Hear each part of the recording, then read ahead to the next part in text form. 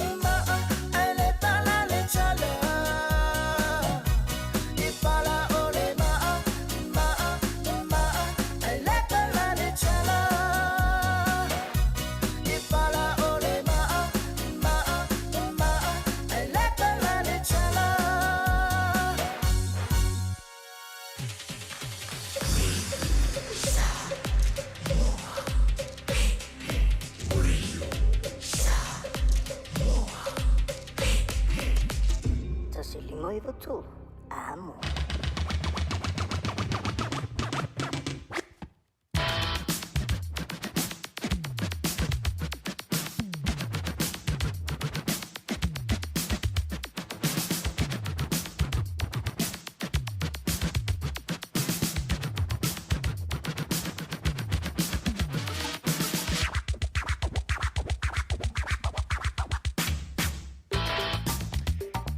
Le tingmele mele watsi ala radio Samuel le vango la wuli le se antian tasile minutu wote nile afol se fulu male lua le fo ya wuli man tango fio le so lua le ya so lua foi o le ma sino se te ba lua fe wuli mai fi fila nga toi fa tala fa toi la mai mo la fa funga le vango la wuli ba no le so fu maria male langie baba ya talo sio le dai maria tanto uma ilona lo famalona ngale te mai lo to se foi dan to te ma fu trai foi le dia so lua o le masina lo dai va de o le dia to sanga lua fe lo se folo male lima ma lo le sai ma lo le tanga tai le ia le silasio le dan to tro ya ma to mai lo vai mo tele se yo i se o pito titi ya ma lo le se fua male langie baba ma lo anto le tele ya titi pe o ile to ba tanga mai le down de lila si le me foi stem hele ma anto lo dan to ba tanga le to ona o fonga bua mal por kalambe la o le fonga bua si le link to life fa ele fia la nei ela ngan tele ele me fiona la lo le tanto por kalambe le fa talo fantu o na pa ia le tua o lo o to sino le vai o la so se fanta fai to la va ma lo le talo e ma lo foi ia le on site mama tira ma tua pa nga masani ale tanto wala le o le ma to mai le timi male aso ma lo ia to le on site ja tano si o le dai maruia fi fo na ia fea e ngase o le tino le fo i tau e le ia le ngo vai e mai le flebai ia po tanto fuala au fo e fa po le ia ma vai fa le da tura ia wai le ia le fa ka si o menga ia tono e mawai se fa siliga malo si mo oe ia mo o lua mo i tanto le riva tau o le tau sanga ela nga tei leo le malo si le nua lo fi tai tunga wa se marui o Samoa mo a tai au fa tala fantu le riva ingo lea oli ia e se fo ia le dei fo i tau sanga o le winga o la tala na iei ta manatu fo i le malo ta fa moe moe e vave o na tatou feita wina ia le unga lo ia o le tatou whainga palo tai le deitou sanga pitai ia o le dawa i le mamea o le da fo o silsila le tatou tro i feita unga lo ia o nisi o i tu malo fa palo ta o lea ua mai a o na tola la wina ia ma wina tu sa o mai lea mai sa moa a lava ia le no fossile fia ile pa ia ma le manu o le tatou tro ai le nei vai ngole a woli u te loa na wa mai au na fa funga yele tro e nisi fo yo tatu i unga e pe o tu i le mai lea e le fionga ya ngalo mana au tanga vaia TP au tanga vaia ya o tatu telefo e pe o tu i le mai le Samoa ya wala vle long pu yeli yo tu pa ia malo to mabalu e tatu wa i unga o fainga palota i lona faitonga alo ia ile mai tau antu lea so ana nafi aluane i le po ana po na i le wha silanga sa wha pelea ona tu i le mai i le official komisino whainga palota i le po ana po lea sa toi tolo po mai ei i le whaita wina o nisi o i unga ia po o le whaita ngalo ia lea o nisi o i tumalo wha palota ona o le tuai le titi ia e pe ona i le mai tau atu ia e pe la vona i silanga i le divahengo lea wot e silsilane le tanto watana e wantu le dating ya ole atole da ole tu sa o mai lava o i Samoa to la mai le e le tu mala danga le le TV iva ya mal si fongo Samoa le lu apil peninsula modelo ole nga wenga na lo fi tai tunga ya mal official commissioner fainga palota e le o se nga wenga faingo fie ya wa pe o mai tawina le son nafi e le fa pe lo avantua tanto pusa palota na matua faita ulo e le nganta ina avatu ta atiei o e ai fatu sa mua ia mo meo lola o le lola pano te lava ia le ai tu malo ia ma fatu sa tu i lisi ia malola foi o le u mia e failau tusi ia po le vaenga le wata ua scrutineers a sui tau va e le nganta ilea ia o le dan foi te silsila tu ia o nai tofu lava le lau nai fai tau mai ai palota ia mamalu o le malo o lo fa pele o na sosoni atu e tau sia le saunga le mu o le file mu ma ia awangi yengi sikulanga le maano fie tu lai mai ai i o le no fuanga o lo fai tau ina lo ia ia tanto palota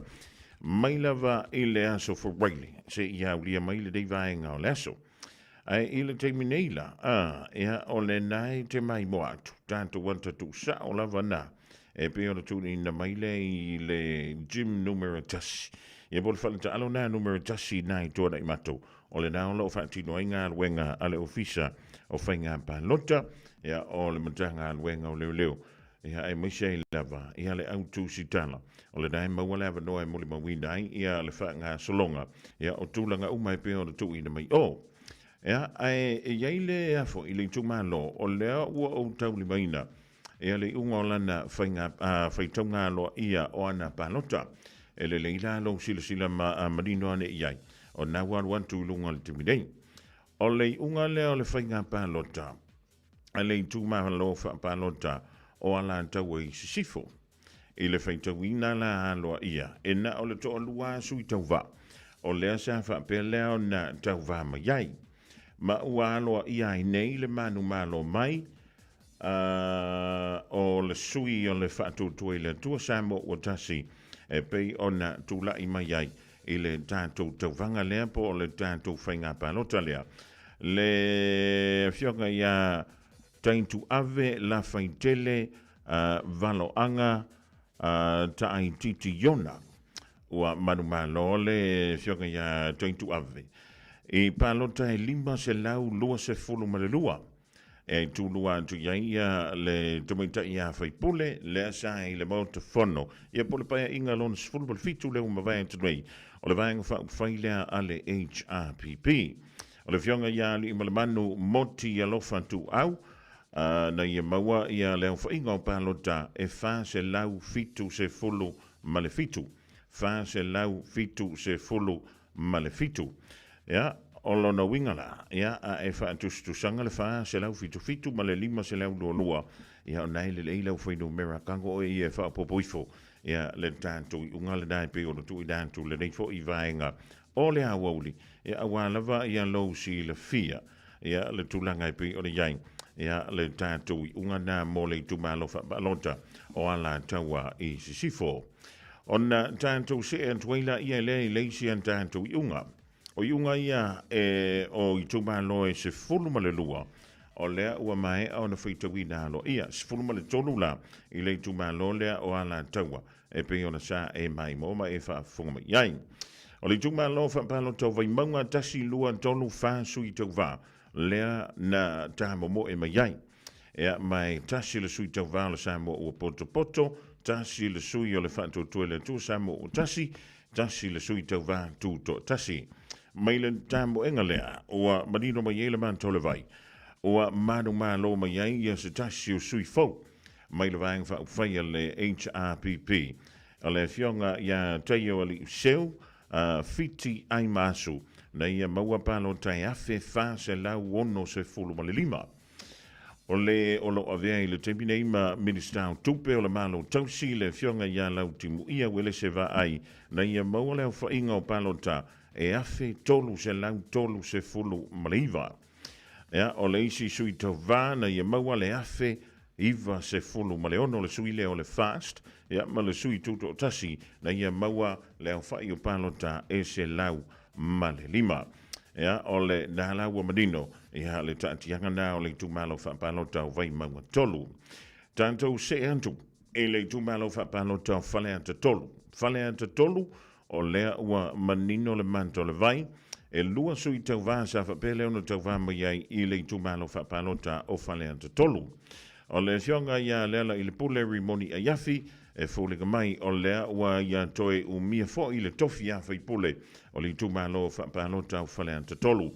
Na ia mawale o whai o palota e afe wha se lau fitu se fulu maleono, afe wha se lau fitu se fulu maleono. Sui tau vā o le whātutua le tō samo o tasi, le fionga ia paloa Louis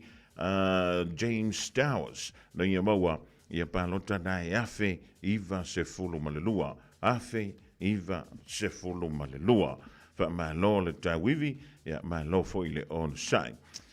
I le tuma lo fa palota o palauli lua faisi vava la lata. Vava la lata o le ua manu malo, e po le o le o wasili ia ana palota i le whitonga alo ia ma le o lo o tu lua mailo na sa. O sui tau vai to lua tuto tasi, o lea ua fōlinga mai, ua manu malo mai ai. Ia le tau whai ia fiu wha o la tane poni whasi o vasa. I palota e ono se lau tolu se fulu malelua. Ono se lau tolu se fulu malelua. Whantusa lea i le whioka ia wha o la tane fiu tuala iona pao. Na ia maua, ia lea wha i o palota e ono se lau tolu se fulu maletasi. Ono se lau tolu se fulu maletasi. Ia e no fola ma wha upopo matoisi. Na o le tasi ale palota o lo o vā aisu i tau vā i e lua. Ia ona whanto aso so atu le iai o le isi sui tau vā. O le sui tau vā lea o le whanto tue le tua saimo o tasi. Le whionga ia leonta laki la mo stile sio. Ia o le na ia maua le lua se lau lima se folo ma le tasi. I le afo. I le maitau wantula i le tātou i tuma lofa palo tau palauli. Le tātia mai e le tūlanga lea. Ia o te le mailo iai. Wai tasi le palo tale vai. Ia pe e iai se isi la sanga. Ia pe o le tātia i lo na tātia ngalea le unga o le whainga palota. A le tuma lofa palota o palauli lua. Manatua o le fa mai le tūla whono whainga palota. A e au sia le 5% o le au whai nao palota a le suitau wā ua manu malo a iai au mori mau a iai so manao e te luina le unga o le whainga palota e ma whai o na e halu e awele nāmata upu le whainga i le afo i le whaamisidonga. Ai awa apele ai ua taati ai i nā ma ua mai ai i nā o lono winga o le a hanoa i ai lava le unga leo le tātou palota lea o le whaatu i ta ingana e ma whaiona whaonga ina i tūma lo wha palota umalava i le mai ai o le whaitau ngalo ia o palota i pe ona sa amatalia mai lea i le asona. Nafi wha malo antu i le tūma lo wha palota o palauli lua ma lo le ona sa i ma lo le lava papale. O le tūma lo wha palota o vaisinga no lua. Vaisinga no lua tasi luan tolu wha 5 sui tau wā. Lea sa tā momo e maiai. O i fo i lea o sa tau wā maiai. Ea le fionga i le minister o soi fo malolo ina o le malo tausi. Le fionga ia valasi lua pito whanua ta fito sele o le vaenga whaia le sa moa ua poto. I le unga la o le whaitaunga alo ia o lea ua whai lo maiai. Ua manu maloa ia i maiai i le fionga po le tofa ia motu o pua seve heni a ferenti papali. O le sui tuto tasi lea o le tumalo whapalota o vaisinga no lua. Ea, ona na ia maua ia leo whai leo palota e wha se lau maleiva. Wha se lau maleiva. Tu lua tu iei le sui tau wā o le wha tutua le tua sa mo o tasi o le whionga ia tanga loa le lua tupong afa. Tu tolu ia le isi sui tau wā o le wha tutua le tua sa mo o tasi o sua le sa whaavae loli Timoteo. Ma tu wha tu iai le whionga i le li minister. Po le whionga ia valasi sele i palota nai se lau tolu se fulu ma le 5. Tu 5 ia le sui tau wā le vang whai a le HRPP le whionga ia lo popo si a fausa matofeo na ia maua palota i fitu se fulu ma le ono. Pe la ona tituno ai foi le tulanga pe o ia le tanto wa foi. Ia le tanto wa tula fono fainga palota. Il temidei e le ma faiona tu iluina e se isi sui tauva. Ia le sui o le wa pale mai le tofi o le tumalo o vaisinga no lua. Ia ma lo le on sai ma lo le tapuai. Vai maunga fa to a 5 sui tauva o le na tauva mai le tanto fainga palota. Vai maunga wha o lo iei le sui o le Samoa Labour Party, Samoa ua poto, o le HRPP, whantua toe le tua Samoa ua tasi, ia ma le sui tu to a tasi. I le whaitonga aloa ia pe o na whai lo mai, i le po ma le tai awana lila. Ua manu ai le sui tau wā, o le HRPP po le vaenga whai pui ia te taua tangata le fionga ia 5 gram tua lau le lei. Na maua le fionga ia 5 le whai o palota e tasi le afe se lau tolu se fulu ma le fitu. Tasi le afe se lau tolu se fulu ma le fitu. O le tulua antule iai o le sui tau vā o le vaenga whai le whatutua le tua sa mo o tasi le fionga ia tonu ufua moli ami tua nai misi. Na ia maua le whai o palota iwa se lau fa se fulu ma le iwa se lau fa se fulu ma le iwa. So o tuai ma le sui tau vā tuto tasi le fionga ia vaia i vana eli na ia maua ia palota nai tolu se lau lua se fulu ma le lua. Tolu se lau lua lua. O le fionga ia whawalo Harry Jeffrey Schuster le olo avem minister o le mtanga aluenga o leo o le malo tausi le teminei na ia maua palota se lau fitu se fulu ma le tolu tasi fitu tolu. Ma le sui tau vale o le Samoa Labour Party sai tu tonu foi o le parlemene i tausanga ua mawai sa avea foi ia ma minister o whaamsidonga le fionga ia whaalo sea katopau ainu u na ia maua ia lea whai o palota e lua se fulu ma le tasi lua tasi. O le unga nao le tātou whainga palota wha malo le tā puai ia malo foi le tau pati. O nao o tuai leo le tātou whaasolonga, o i unga nei, o i unga aloa ia, o le i unga foi lea, e mawhai e le isi sui tau vā, pe a maua le 5% o palota ale o lo o manu malo, ia o na whaila na fuafuanga, pe a ngā i le whaamsidonga, pe a lava mau, ia pe, ia wha umai ngā le kamu whai ngai kausanga. O le tūmalo wha palota o palauli tolu sui tau vā, o le whaatutua le tua sa mo watasi, vaenga whai le HRPP male sa moa ua poto. I le whaitunga aloa ia ua manino mai ele manto le vai o le ua manu malo o le fionga ia aiolu potea misa Tony aiolupo. O le vaenga whai le whaatutua le tua sa mo watasi na ia maua ia leo whai o palota e valu se lau se fulu ma le tasi. Valu se lau se fulu ma le tasi. Vaenga whai le HRPP lea santo vama ye le fionga ia le tuala Ben Hur Talavou Matala Vea o le HRPP na ia maua lea whai o palota e 5 se lau ma le 5. 5 o 5. Ma le sui tau vā o le Samoa ua poto e ha o ia foi o se minister o le malo tausi le fionga ia langa aia tia tu au tu funga na ia maua palota e fitu se fulu ma le 5. Fitu 5. Ia whaamalo atu i le tūmalo whapalo tau palauli, ia whaamalo fo i sui tau wā, e le whaingofie, ia le tūlanga e pe o le sai iai, ia le whaala wiloa e le nganto i lea, ia o le teimi o le whainga palota. O le unga aloa ia le dei, o le whainga palota le tūmalo vai maunga lua, to tolu sui tau wā, lea sa tau wā ma iai mo le whainga palota Samoa. O le vanga whai le HRPP o le tuto tasi ma le vanga whai le whatutua i le tua Samoa o tasi. I le mai ai o le whaitunga alo ia ua marino le manto le vai ua manu malo mai ai ia le fionga ia le natai Victor Whaafoi Tamapua o le HRPP i le whai o palota na i maua e tasi le afe tolu se lau whaasfun mo le tasi. Afe tolu se lau whaatasi. Tulua antu iai le sui tau vā o le vanga whai a le whaatutua le tua Samoa o tasi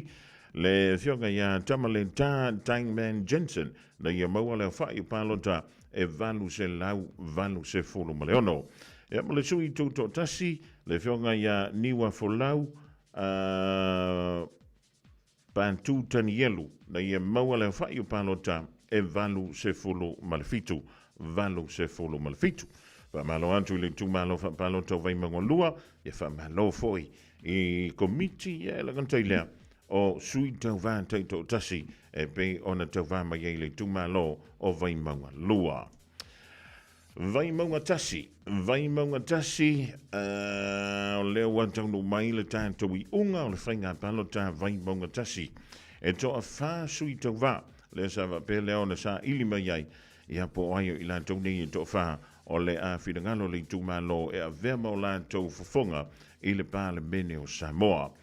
o lo ye le sui tau va pe na ye le sui tau va le sa mo o poto fa to to le to sa mo o tasi o le sui tau va to tasi ya ma le sui o le HRPP ma ua manino ai nei le manto le vai le unga lo ia ua manu ma lo ma iai le fionga ia paunga te o matavu i tala le lei paunga o le whaatotoi le to sa mo o tasi o le whai o paloto nei maua tasi le afe lua se lau tolu se fulu ma le tasi au whai o paloto na maua tasi le afe lua se lau tolu se fulu ma le tasi tu lua iai le sa vea masu ia whai pule o vai maunga tasi tausanga ua mawai le fionga ia sula ma naia whi ta iai tau ili tui vasa na ia maua leo whai o palota e tasi le afe ma le iwa se fulu ma le ono tasi le afe ma le iwa se fulu ma le ono tu tolu e ale sui o le sa mo o poto le fionga ia whaanta alii to fele milo vale moke ana ia maua leo whai o palota e fitu se lau valu se fulu ma le ono fitu se lau valu se fulu ma le ono ia ma le sui tu to tasi i le fionga ia sa whai o sua sele na ia maua le lima se lau fa se fulu ma le ono o palota lima se lau fa se fulu ma le ono ia fa malo atu le tapua i le tumalo fa palota o vai mangotasi ia le ngata fo ilea o komiti ma sui tau va o le na tapo mo e mai ai le tumalo o vai mangotasi fale anta fa le mutu mai le fitanga lo ia o au palota to tolu sui tau va le na tapo mo e mai ai le tumalo fale anta fa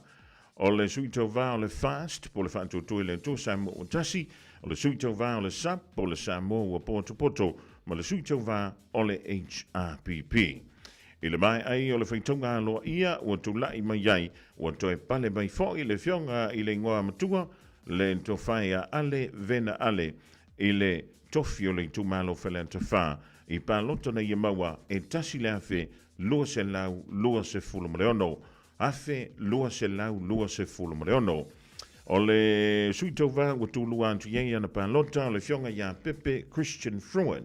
o le vainga fa le chapi pi na ia maua pa lota e ono se lau fitu se fulu malelua ono se lau fitu se fulu malelua ya ma o le tutolu o le fionga ya mapu ta whainga tantu i lolo na ia maua pa lota se lau fa se fulu maleiva se lau fa se fulu maleiva fa malo antu le tu malo fa palota o falanta fa ma lo talo ma lo le tapuai ana lofi numero lua ana lofi numero lua to fa sui to va lua sui o le fa tu le tu samo o tasi le champi pi tasi le tu to tasi il ba ai o le faitonga lo ia o tantu palota o lea ua wha ilo mai ai ua manu malo le fionga ia ai ono Alec Ikeroma le sa avea mfatonsili o le soifu malo lo ina le tātu o taro ai le ianga iantu mo le whainga palota o le ua pale mai le tofio a ana lofi numero lua palota na ia maua lima se lau fa se fulu ma le fitu lima se lau fa se fulu ma le fitu o le sa avea masuia whaipule o ana lofi numero lua i le paia inga le fata ama vai antunei se fulu ma le fitu o le fionga ia ai ono tile ngafa o le na ia maua palota e fa se lau fitu se fulu ma le tolu fa se lau fitu se fulu ma le tolu ia ona tutonu o tule ia i o le sui tau vā o le vaing whai le fast le fionga ia ape le uluwenga so fara na ia maua palota i se lau ma le iwa palota na maua e le fionga ia ape le uluwenga so fara ia ma le sui tau vā tuto tasi moa ana lofi numero lua le fionga ia ai ono tuala me apelo frost na ia maua ia le whai o palota e fitu se fulu ma le valu fitu se fulu ma le valu pa maloa ana lofi numero lua ia mo le whainga palota le walo ia le unga i le teipi nei ona tātou se e tuila ia lea i le tuma lofa palota o safata e iei nei vaenga la iti pe ina tauaria e mai i le veise se inga leo numera ia po le whaitaunga o palota i le whaitaunga muamua po lona whaitaunga e le ialoa ia pitai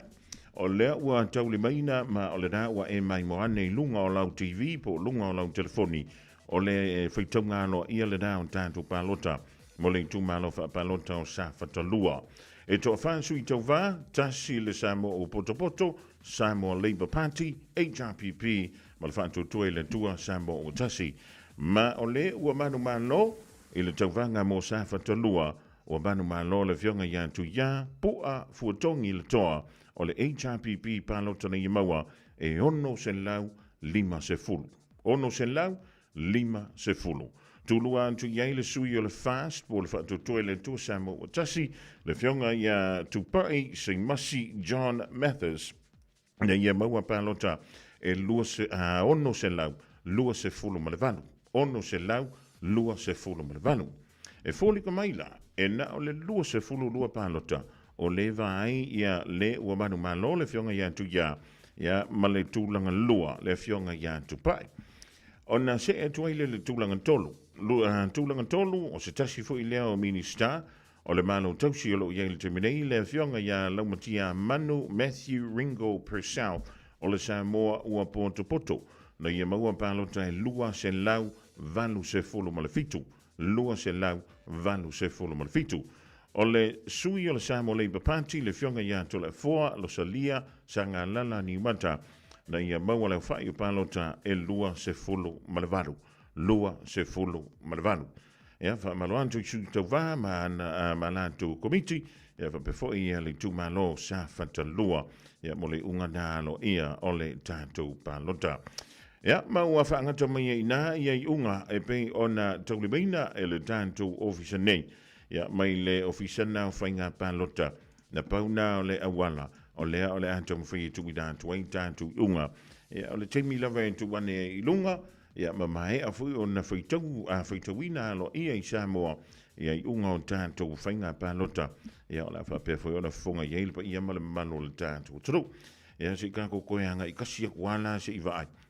po whape i mai o le nau whanga o le whai ai le tātou whaitaunga o palota. Ia o le nai tse silantu iei o le wati nai sau i lunga o le taimi nai Samoa.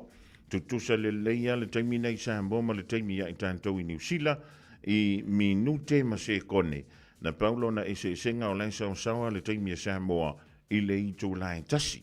Ioe, na la ta le lua i Samoa o tātou i New Zealand. Ia, lea e toe fia. Toe lua minute ma se kone o na ta leo le i tō lai tasi ia i tātou i New Zealand. Ia, o le tūlanga le nai pe o ne iai. O nisi vaenga uma, ia po a nisi kala ngai ke whaafongangi iai. Ia o le mea nai te filifili o e pe te talitonu iai. Ia pe whaapasi i kua. Ia o le mea ngā le kupu e ngere vevesi o kako. O lana sau no manino le fionga i le li komisina o le ofisa o whainga palota. O tātou i unga lo ia e au mai umalawai o ile no whangale o whaitawina ia tātou palota. Mata mai lava le whaitaunga palota ile a sona nafi. Ia se ia ulia a le o le stofia mai ai le whaitaunga halo ia. Ia lono winga e whai wina ile a so whawaile a so 5 o le 5 September. Ia ua uma fo i ngai marau keimi lunch. Ai koe fo i lono kou ngā ruenga wha mod.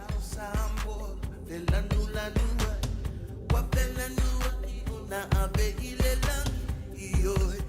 Savali vali uani malu le tau afia ina ua tua na ia tuolela tau ane souzi ete tiua ta fao ane veliuliua ile solo tamaitai savali vali ne ile laungandasi sasala e manongyo na tou la langa ali mana yale penga solo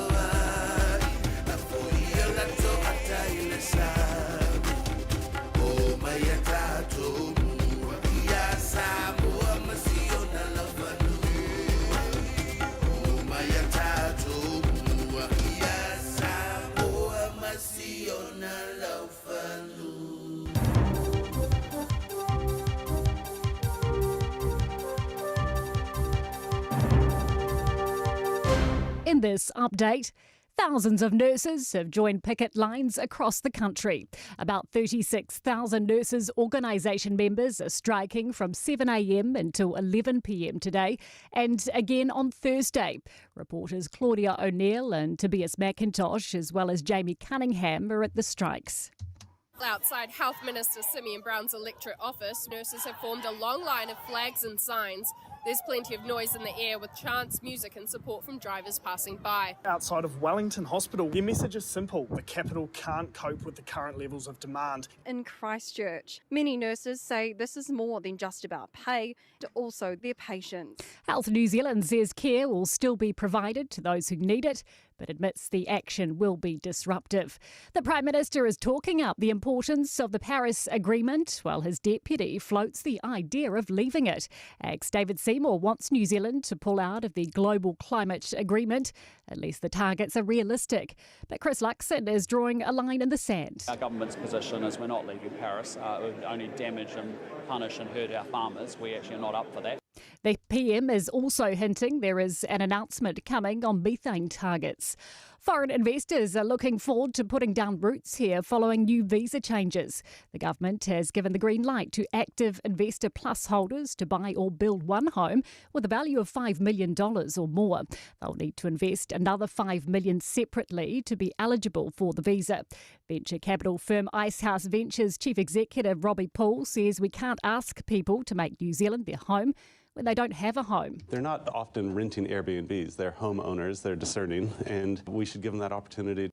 A top Disney executive believes New Zealand's film and TV sector can thrive, but it needs to take advantage of domestic talent. Filmmaker Rick Rothschild has spent 40 years working for Disney and has been in New Zealand meeting with Weta officials. His comments come amid recent Weta FX job cuts. And that is news. In sport, Naomi Osaka has won the last 16 duel between former US Open winners at Flushing Meadows, defeating Coco Gauff in straight sets. The 23rd seed, who won in New York in 2018 and 2020, says past mental health spells have been corralled into the shadows for now. To hang up my racket for me permanently would be a very scary thing. You know, I've been playing this sport since I was 3. I tell people it's like breathing air to me. I wouldn't really know what to do. The Tactics have confirmed 2 more signings for their ANZ Premiership netball title defence. Australian goal shoot Charlie Bell is returning from the Stars to take up one import spot, while mid-quarter Paris Patera has been retained. And that is sport. I'm Susie Nordquist. Radio Samoa. Taslima Ivatolu. Amo.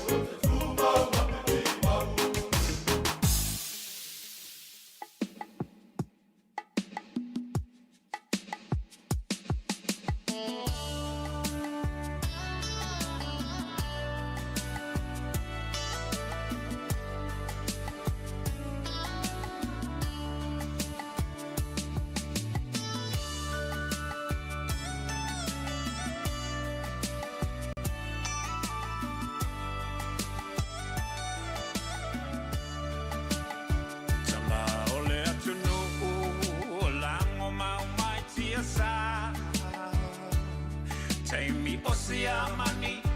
ma Peritania. Loma e maesa ilimano, mo Samoa ia sa oloto, tamasese, ua malingi loto.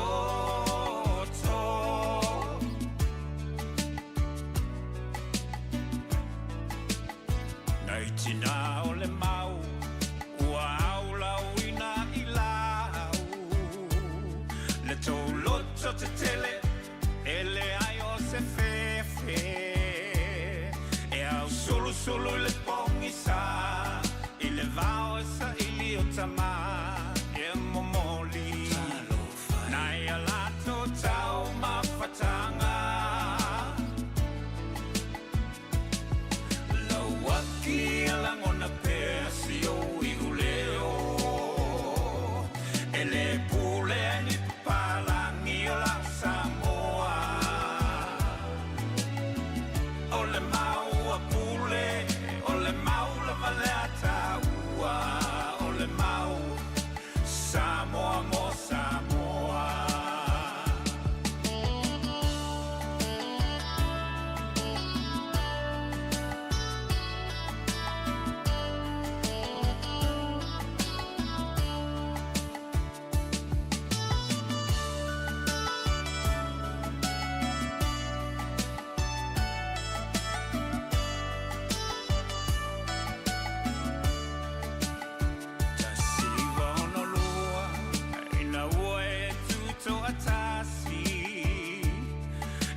Toe pule o e ni palangi tu mau pe mamatala nei fa bongisa o mata se va ai le fa colone na lava e fai tu la fono uma mai malo au fatasi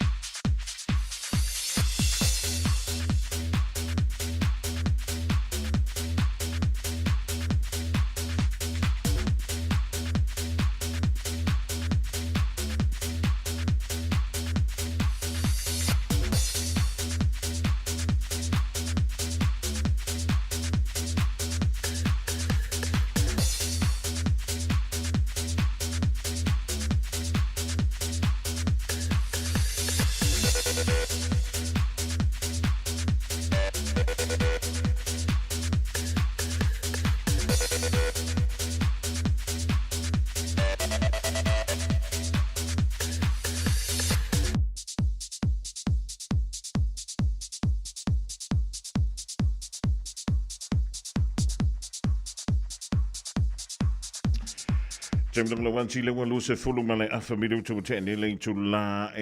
tasia talo sia usa yalo tu mo tanga ma finga malo longa mai ngā wenga o le deia sulua fila nganga o le vau mo le tanto o vadofa euro tanto te mafutai ma le talanga ya tungi sia Pio Wilson o le Omega Cars i le lua se lau Cavendish Drive i Marikau ia wa fo ia se mafutanga fo i le nei vaenga o le auli e misa le ni masina lo na iwa o le tausanga ua tanto o le eva tala vantu tungi sia ma lo le whaio le whaiva ma lo le tau an tai a fio mai makala au ma ia le nganga la se fia fo ngua ia ma nganga la ma fa tai ma nganga fa mo lalo o le nea manoe le au maua, io le bi ingana fa fo ia te ia. O ma o te ina melo soe fuore se o tātua tunu pa peso manto wola, ia le neua tātua pero e manu, ai le mala.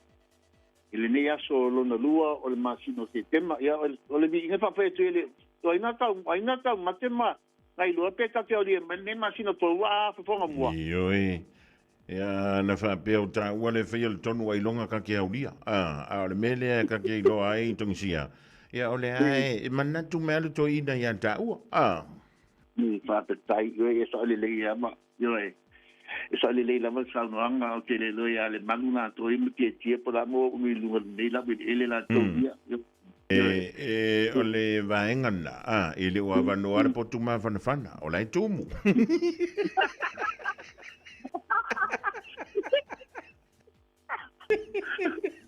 pouco uma fanfanga, aí pouco malulu. Ia, wai, na pawana le potu leva no le temine o le potu malulu. Ia ka ke lo foi ei wai. E maua ua pu ai ngai ka usonga.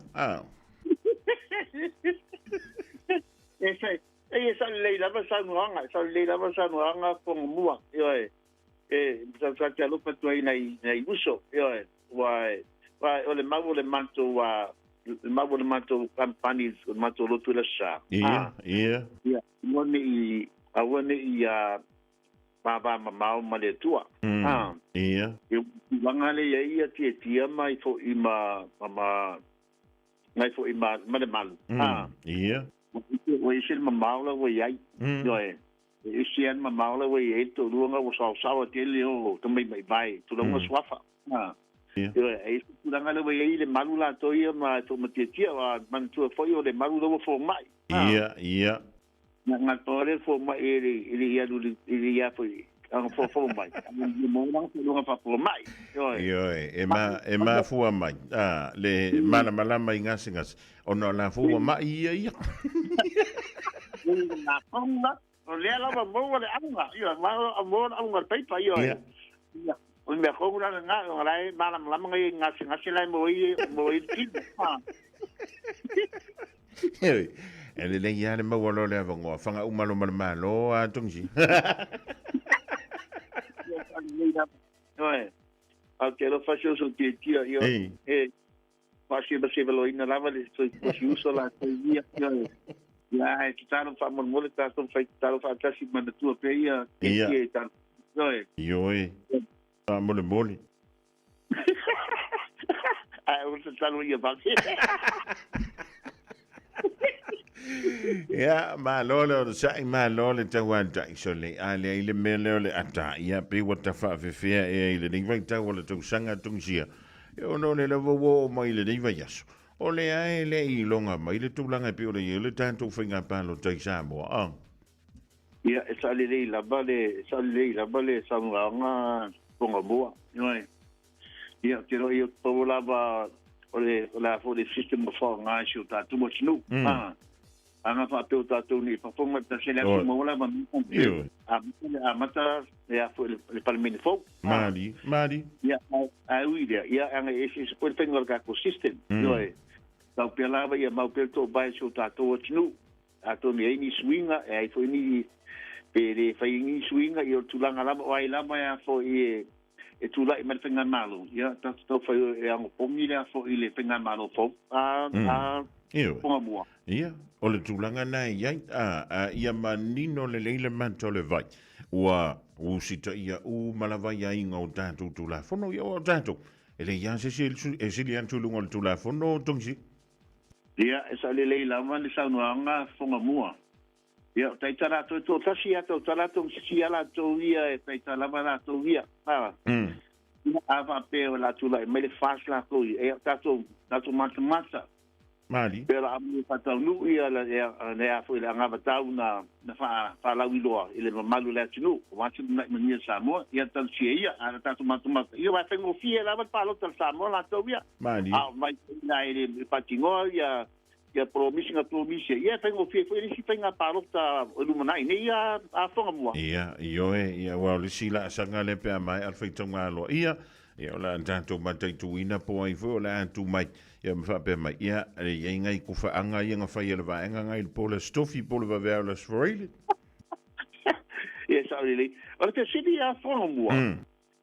o le ale me ma fai nga fai la me ele fai le palangi me le fai tato Samoa ia a foi la le ya me le ah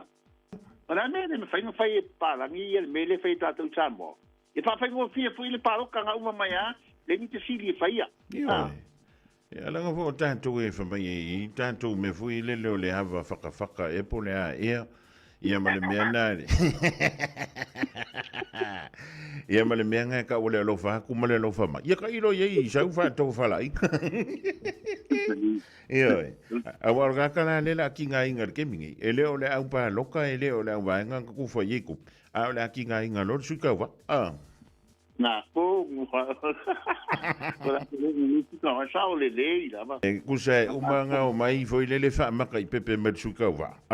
Ia ngā makoi le sui kau wa i longa alofa. Ai koe o koe ka uru sui kau.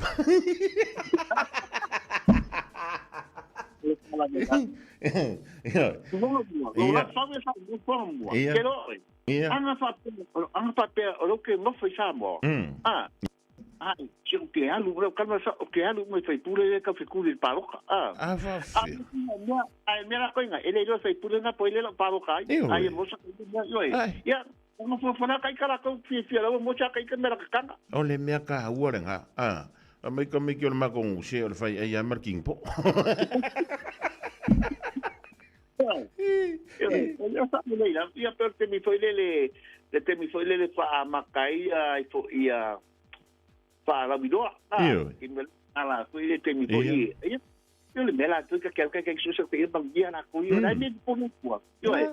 le me ka ka po ai bela el kisi le lo si nga o ya mole tu e do nga ka bela el kisi. Ia nga sa o le fo le ko pekelo. Kele me ko ke ai al po an ko famile po en ka pe el po.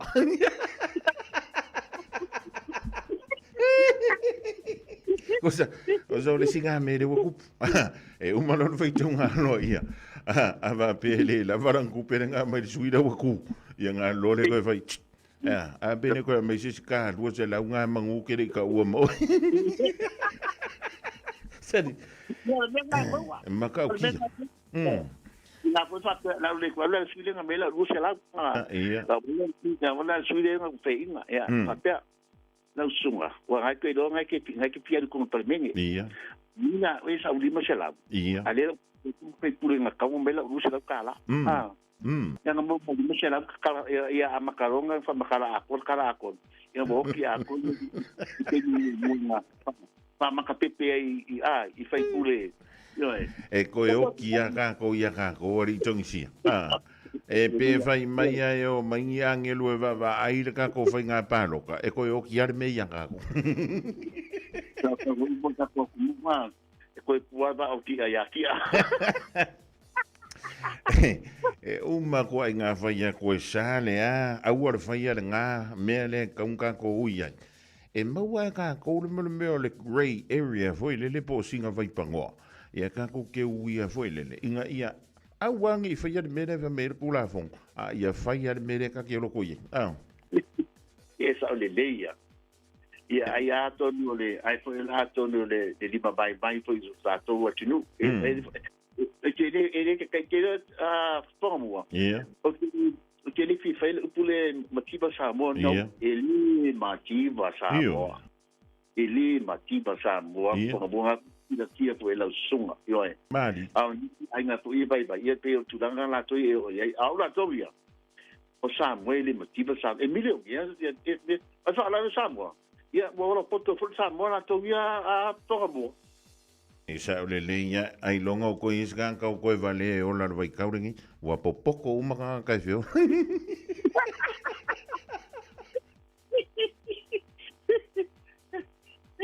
Ya tadi kita nganga pengobo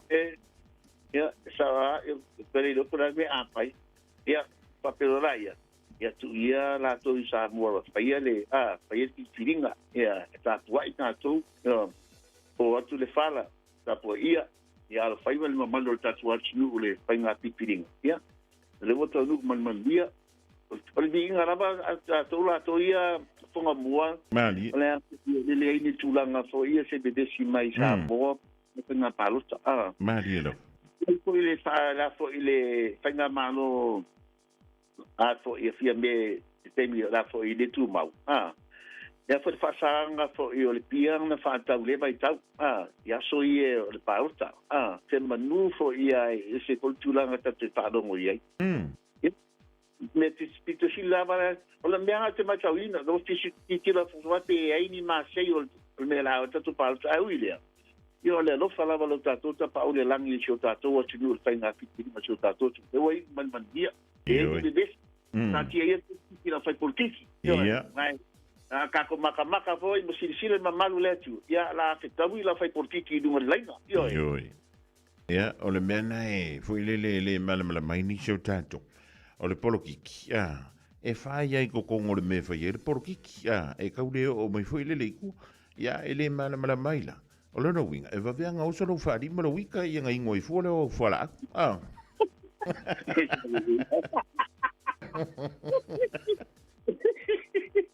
e sa le lei da ver paso konga mua ai ma no le whai o le whaifa ma lo le tau an tai mo tātou whilo i manu ia e le o au mala i le rima sina lo na iwa o le tau sanga au teilo o naua te le suinga naua i le tātou nanga o whawhaingo fia uma mea uma koe pa ka o ka vale tong sia fa tai la pule le ia fa tai ia le nganga la fa tai ponga mua mo lo mato mo ko pa au ni tu la le uri e fa tong anga sa mo a pita ma tanga le uri pa ta lo fa tu sa mo po fela ve mau men mi pa sa la mo fa ti mi se ta tu fa ta bale o lo mi ka ia pa ta lo fa tu te lava ma le fa lo alo fa ma lo so lo mo nia fa ma lo le sai fa ma lo fo ta wa tai ya manatua la salta ma ya fangata mai la sotona il tato special e pai te le lava ina richusta o ta vale yo e ma o foi te popole pe su mai mata la mai au sa mo te tonu tato lo toa e lu se la ke me distribing e papa to e manukau au te popole te le tau ta vale pe il ta la ton sia fa tu le aso mo le aso e fitu tu nga ia tau tato ta vale ma to te le tu dia lava tau ta vale lu fa malamo tau ngai lu fa malama o fatu tu sanga nga o tau fa tau ingar marketi pa e pule tato ta vale wa ta vale tato na import mai ya pangi mitulanga pa pena kele ta vale faila tu pilinga fenga nano fa salta ma e o come kilaba le afo le mo le lima salta la ma fai ai me fit mana ai yo e to sa lima salta la cash e se me de trumi pa ma e tania la tal sanga o sai ni la con kalache e na mo le lima salta la ma e foi meta to mi therapy e a peli ma salanta la su se vale a dua fede mi therapy ta tu up mana tu fo ia ta tu ai ngo ta tu fa salanga pa pisinisi e tolu to sanga le ai fan na tu sia fa mama benga tito siri la vale ia ti oi e tolu to sanga mo lo con kalaki le lista la ina la ta vale e le ise me e tutongi io e le service no la ta vale e le ise me e tutongi the one the fitness e le ise me e tutongi tolu to sanga ai mana tua foi e iona ai nga whāpitua e pui ai tato pasalong ma pui ai a tau foi o tato tau tua patau wā ale o meka kas tere tabale whailau pipilinga pesu me matala mai an Samoa o tato family bands o mission bands o mini bands a solo mea tato piki aku po tato youths po Rangers o Toyota Hilux o le Mitsubishi Triton ma le Mazda PT50 io e wa mai a ono tapinei nan te unga matango tia te titi iai tele tato 4-wheel drive, tele foi tato 2-wheel drives. Ina le foi tato SUV la poa, o le Hyundai Santa Fe, a pel tato Toyota Highlanders, tato Mazda CX-9, ma Mazda CX-8, o tato SUV la poa, ele lo moto no tato lo soa. solo me tabele laiti ai tu ka tabele el kise yo fo spokas mo tu plana tele vo tele tabele paila ti pilinga sumai tala mai a fa ta tsan mo mua fa so tu sia me ta finance ina ia awoni pa para ma pa wa so tu anga tu sia sa mo mana tua every time inquiry ai to make a finance it lists out points it lists out points 15 points something like that it lists my credit profile or tele la inquiry o le tele foi ngau points to ese mai o ina fa le tonu mama wala lo le score ia male titi que le finance to e pa su se tu accessi a tu sia la toia e fa so salto a tu sia che tu e mata tu me moni mal me sa su mai tara mai alfa ta sal lu se la che me di strai in ei papa to e mi manuka pa al mer tale 9 o iba lua ki fitu di mabal ta si dua o iba lua ki fitu di mabal ta si dua ta che ton fa be ai le o watasi pa fitu ono lima fa tasi o watasi pa fitu ono lima pa tasi pa mania ne flua yo fa lo filima so malu por la tenga ponga mua Sai. ya mo ngalo ma na ko trainer ta so tu mo tem nei pa fa so po manuia ia ngā ruenga malau singa o tutoi o le nei so lua le vitalenga ia tungsia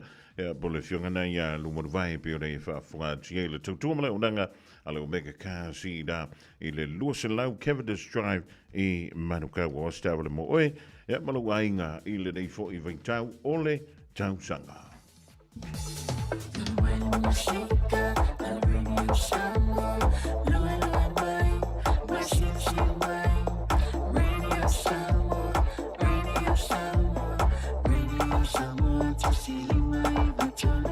Radio Samoa.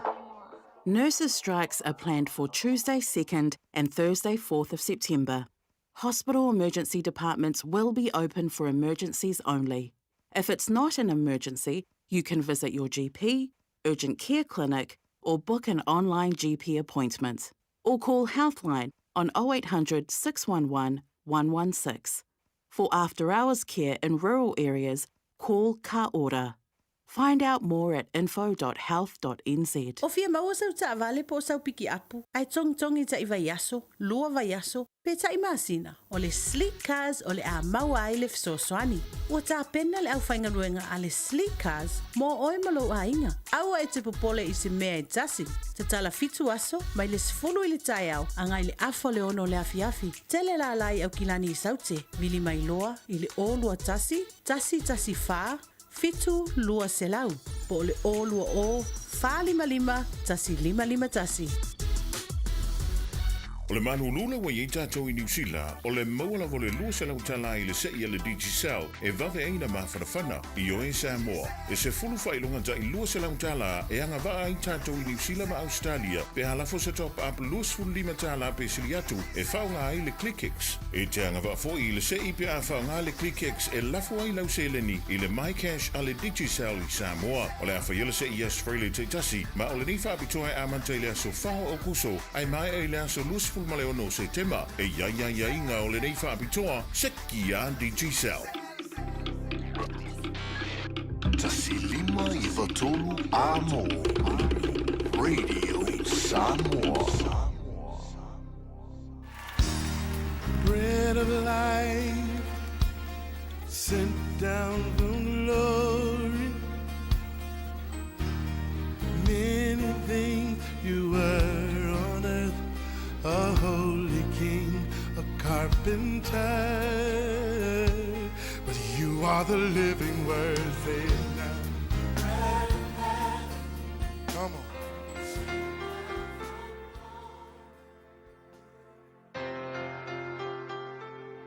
Au te fia foi whawhila e tātou atunu u mai le tātou polkalame o le areto leola ia i le nei fo yaso i le lofa ma le anglelei o le tātou tua.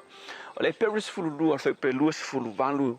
whapea o le nei ua maua e i tātou le malo e le mawhai o na luluina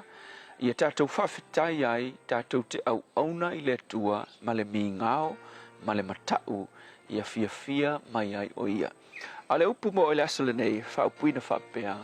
o le malo e tu mau. Wei loa i le tala anga whaasolo le lalolangi le tuanai, e le ai lava se malo e na tu lai mai na tu mau. ia e le ai fo se tai longa na tu lai mai na fa a wo pe ma tu mau ala vale mai a ma le malo se malo ma son tai ele tu mau e pe lava na ia lava suinga na tupu ma malo na sui ele tua mai lava le malo papelonia pe va le history lo le fiong pa ia le tua se yo o mai lava le malo si Roma po le ala le malo si o malo ma le longo tai na iai ele ia se sio la tau na tu mau na o mea na fa mau wina te tele na faia ai ile unga le aso ele tu mau pe ia se malo po se tai na ia level periota ia na umai ma mo mali atu nei malo uma fa pena fo isi o tatu tu no pe ai fo ile tala anga tatu tu no ma tu mai tatu vai taimi ele ai fo ise malo fa penao na tu mau ata tu vai fo ile tu langa sai ai le malo na ia il HRPP o le malo si awai te vai e fualo na malosi ona o tausanga sa fa peo na tu la i mai ai pe ma le fast full tausanga ia tu la i mai ai le HRPP le ngata ilea o le tai longa ia le sunga ia tu la e pasa tu la i mai le la ve ke vai kwa le ai ia ai sa tu la i mai ma fa manuianga ile tu no ile fa se full tausanga ele skai pupu kai mi umi tu la i mai ai le nei malo wa ke lo le tu langa wo ye nei ma le mamau tatu wo mai ai nei ma le tu langa tatu wo tu ia onga sa ye le malo ma se tai longa fo isa tu la i mai le foi la we vai tu fo ia wa mata fo onga fo ku ai mai le si malo ma le si fo tai e o i la ve na lu ngala lo upu fai le malo ia le fo u ka ku vai aku le unga filfilinga tangata ia le ave la valo la tu lango ile malo fo ma le tai fo ile we vai atu wa ngai mai ia ole sunga ia la u le la ole me e mo yo tangata ke va ai le unga le aso kanga ka fai filfilinga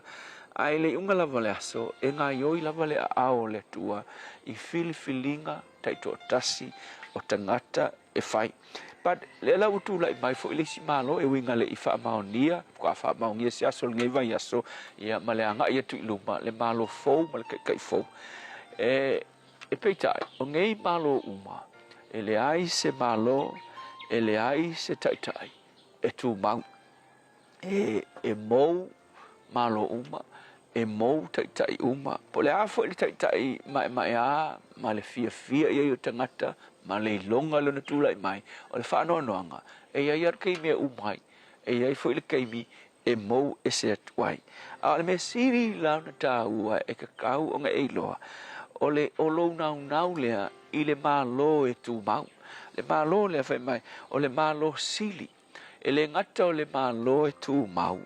a o lona tai fo e ku mau ele si ele mavai malo le o keriso o le tai o le ali fa ola o Yesu le fai mai kala kuspaia ua ia te tou le malo e le mafai o na luluina e tu mau e fa vavau fai mai e luluina mea uma mea i le langi ma mea i le lalolangi le ngei au fiai ma malo le lalolangi le nei ai le mafai o na luluina le malo o keriso Yesu e tu mau e whavavau. So le upu foi la mo oila so ngei e pisi wa le uku kula i mai le si malo u matu le si malo ia e se foi malo e lango ave ia lango tangata fia ia i tangata ia ake loa vai o nge ke we fia i fainga malo le lalolangi nei ai misia ia te oe le malo sili o le malo le tua o lona tupu po longa pale mia sili o le lii faola o Yesu awa a e fai malo le malo nga e tu mau pe ma vai le o langa le ngei e kia fio i le malo nga le malo wa saunia le tua o le malo le langi o lona tupu sili o ke riso Yesu au fike mawai e te maua kwai le lalolangi le nei pe a italia le lii o le malo o lona suafa o Yesu e a mata tua le keminga i ki ola e o i le ola e whavavau e le mawhai o na luluina le malo a wai mawai malo uma e mawai tai uma ai le mawhai na mawai le malo le tua whawhitai lava o mātou mita i le malo wa e tuina i mātou i eituton o le malo leo le li whaola o Yesu wa matu talia yo matu wolanga e tu mau e whaabavau. Ia vi ia o Yesu ona o lea malo. Amen.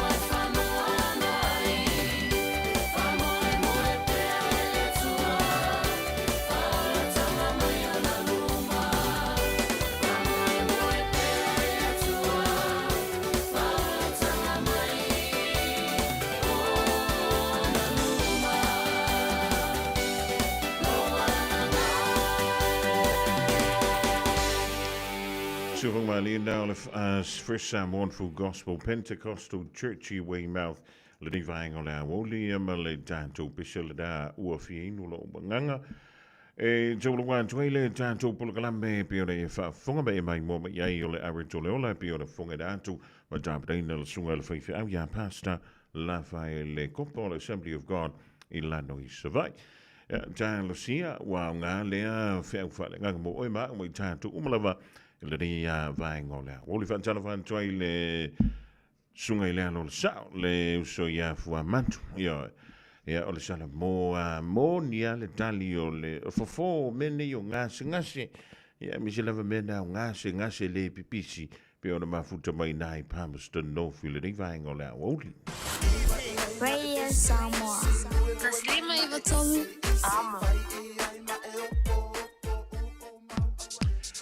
O nisi ni o tātou whaalinga ma whaasilsilanga leo tono mai le ni vaengo lea. Woli lo tali pia o le teimi lava i taunu mai ai.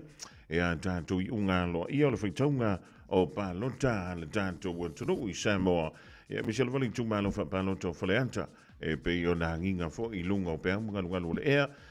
O na e wha pēa maini wha matalanga e iei fo I nisi whale Palota na Palota ta I lua I tangata I lei tūmalo wha Palota. E se kako wha akari. Ia po le ale tūlanga wai I wale o lo li putia mai. Le Samoa Observer lo wha pēma iei. Ua ova antu ma le lua se fulu ma le whai tūla o le ala vai whaitau. Ia tātou Palota pe tāli telefoi e le unga o le whaitaunga o Palota alo ia a le tūmalo wha Palota na o Whaleanta tasi. Ia e lava mai pele on sai mau mai pele to vai. Ia masanua ale o nge ia o kai au fui le siaso. O disi leo tātou whaalinga pe o le taunu mai le tautua le Radio Samoa mo lo si le fia. E pe o iai leva yaso ia tātou wha silsilanga ia le tusi o le songama le tusi o le vau fili. E pe la o na iele rivaeng o le awoli o le tusi awane ngalo sa lominga o le tusi o le songa pa te siaima le lominga o le vau fili e mau ai wha alupenga o Samoa I sifo tutuila mamadua o risi o talatu o Samoa o la ngā upu o le matafa i o le matai le whainga o wha la vlave pe o wha I puiponga ma liu le osi o singa o ainga whesila whainga o Paulo o si I wha aloalo wha alangingo e ka le sia ma le tele o le ngangana o wha alolonga e na o le fitu se folo tala le tau o na o le ofisa o le Radio Samoa le tolu pa tolu ona Hobel Avenue Marukau e maua antu ai sau lo minga Morisi whaamtalanga wala wane le tātou ofisa I teimi whainga ruenga I le lua ona lua tasi lima I watolu lua ona lua tasi lima I watolu a le o lea ia e le le yalo tanga I sao I lunga le tātou penga te wha ilangi o le shop Radio Samoa.co.nz shop Radio Samoa.co.nz ia na whaisa o mai alea o lau oka mori atu e le kuria I nā I lau mauta po lau lawa I so se turu o le nei lano langi.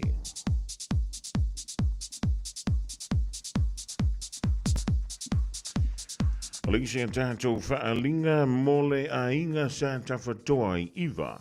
I le awa male whaaloalo tawai mātou te whaasilsila tuai e whaapea.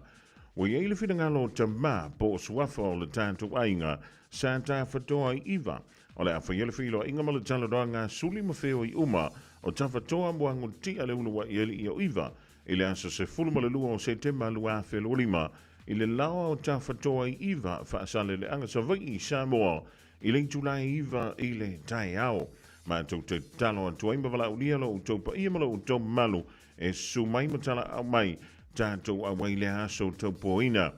A wale wha moe moe o si o tātou ainga ia teu ma wha le leia lo tātou loto I whale ma so ala upule ai ia nofo po matai a si o tātou ainga sa fua fuina. Ma o le ale tau fia lava le wha I unga o le atasi iai lo tātou ainga I le aso I lau le awai mai. Ma le wha no lava lo se nia le rei wha asalonga e suafa o le ainga sa tawhatoa. E pe o le iai tawhatoa waita lima, tawhatoa anga sa tawhaleti, tawhatoa Iosefa tafa Kesio, tawhatoa leifa lima, tawhatoa fua mai tafa muawaa, ma isi suli o le ainga sa tawhatoa o lo nonofo I le ainga. Morisi whaamtalanga e fia mana mlamai, whaamso tanyane ia tawhatoa fua mai, fua mai tafa muawaa po esta tofi lau te vanga I numera ia o le a ta ua. O le olua tasi o valu lima o iwa lima. Olua tasi o valu lima o iwa lima po le olua tasi o lua iwa lua ono fitu o. Olua tasi o lua iwa lua ono fitu o whawhitai.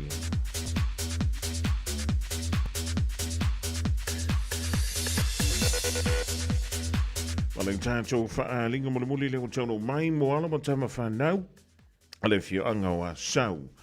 Tulau sa mo lau whaafunganga ai I le awa male whaaloalo e whaasilsila antuai I le maafutanga a alo ma tama whanau wa sau I New Zealand nei. O le awhaiala tātou whono le storai nei a so ono o le masina nei o September I le tuantusi masani o le tasi lima Beds Roadie o Tara I le tulai tolu I le awaulianga I le fitu I le po. Te talo atuai I le awatele I tama whanau uma alo tātou no ina ia tala mai au a fio mai tātou mafuta ma whilo ma tātou whilo ai a wā lava le atina ina ma le tau mawhainga o le tātou mafutanga whaamole whaamana tuantu i sau le stala ma sau plate a wā le tātou whaamalo stino whaamoe le alofa malanga leo le tua ia tātou au lia le aso i lona alofa ma lona anga le leo lo sainia ele laulawa fono le mafutanga a alo mo tama whanau le fia anga wā sau i nei i au kilani.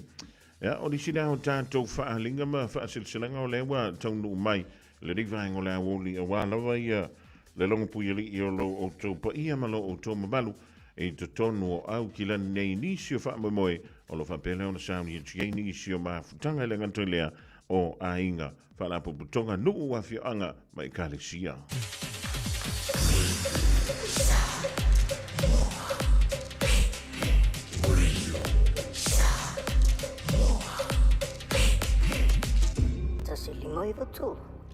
Whaamidu talo John tala o le tulai lua tala lua urantu tala i vei whanua o le rifo o ia so lua le so lua o se tema lua awhilo lima tāpatantu mātua ia māpatawla fo ia piki le whanau a onga se timi le uto mau ia wala wale tu wai o a onga le whanau anga iane i le nofangalo i ka paka au le da wale whaatali au tulo sa ngā lo le whai o le whaiva ia mā lo hoi le tau antai le ringa wau.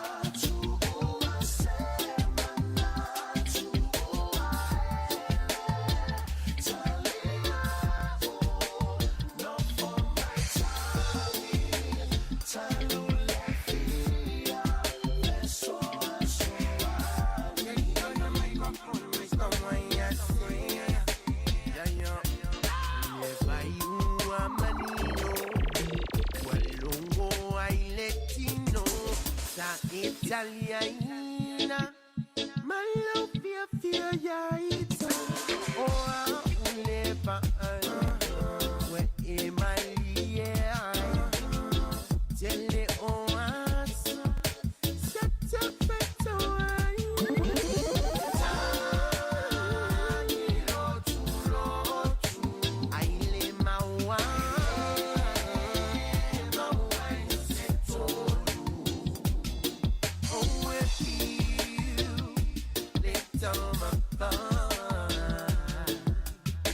I must sit down.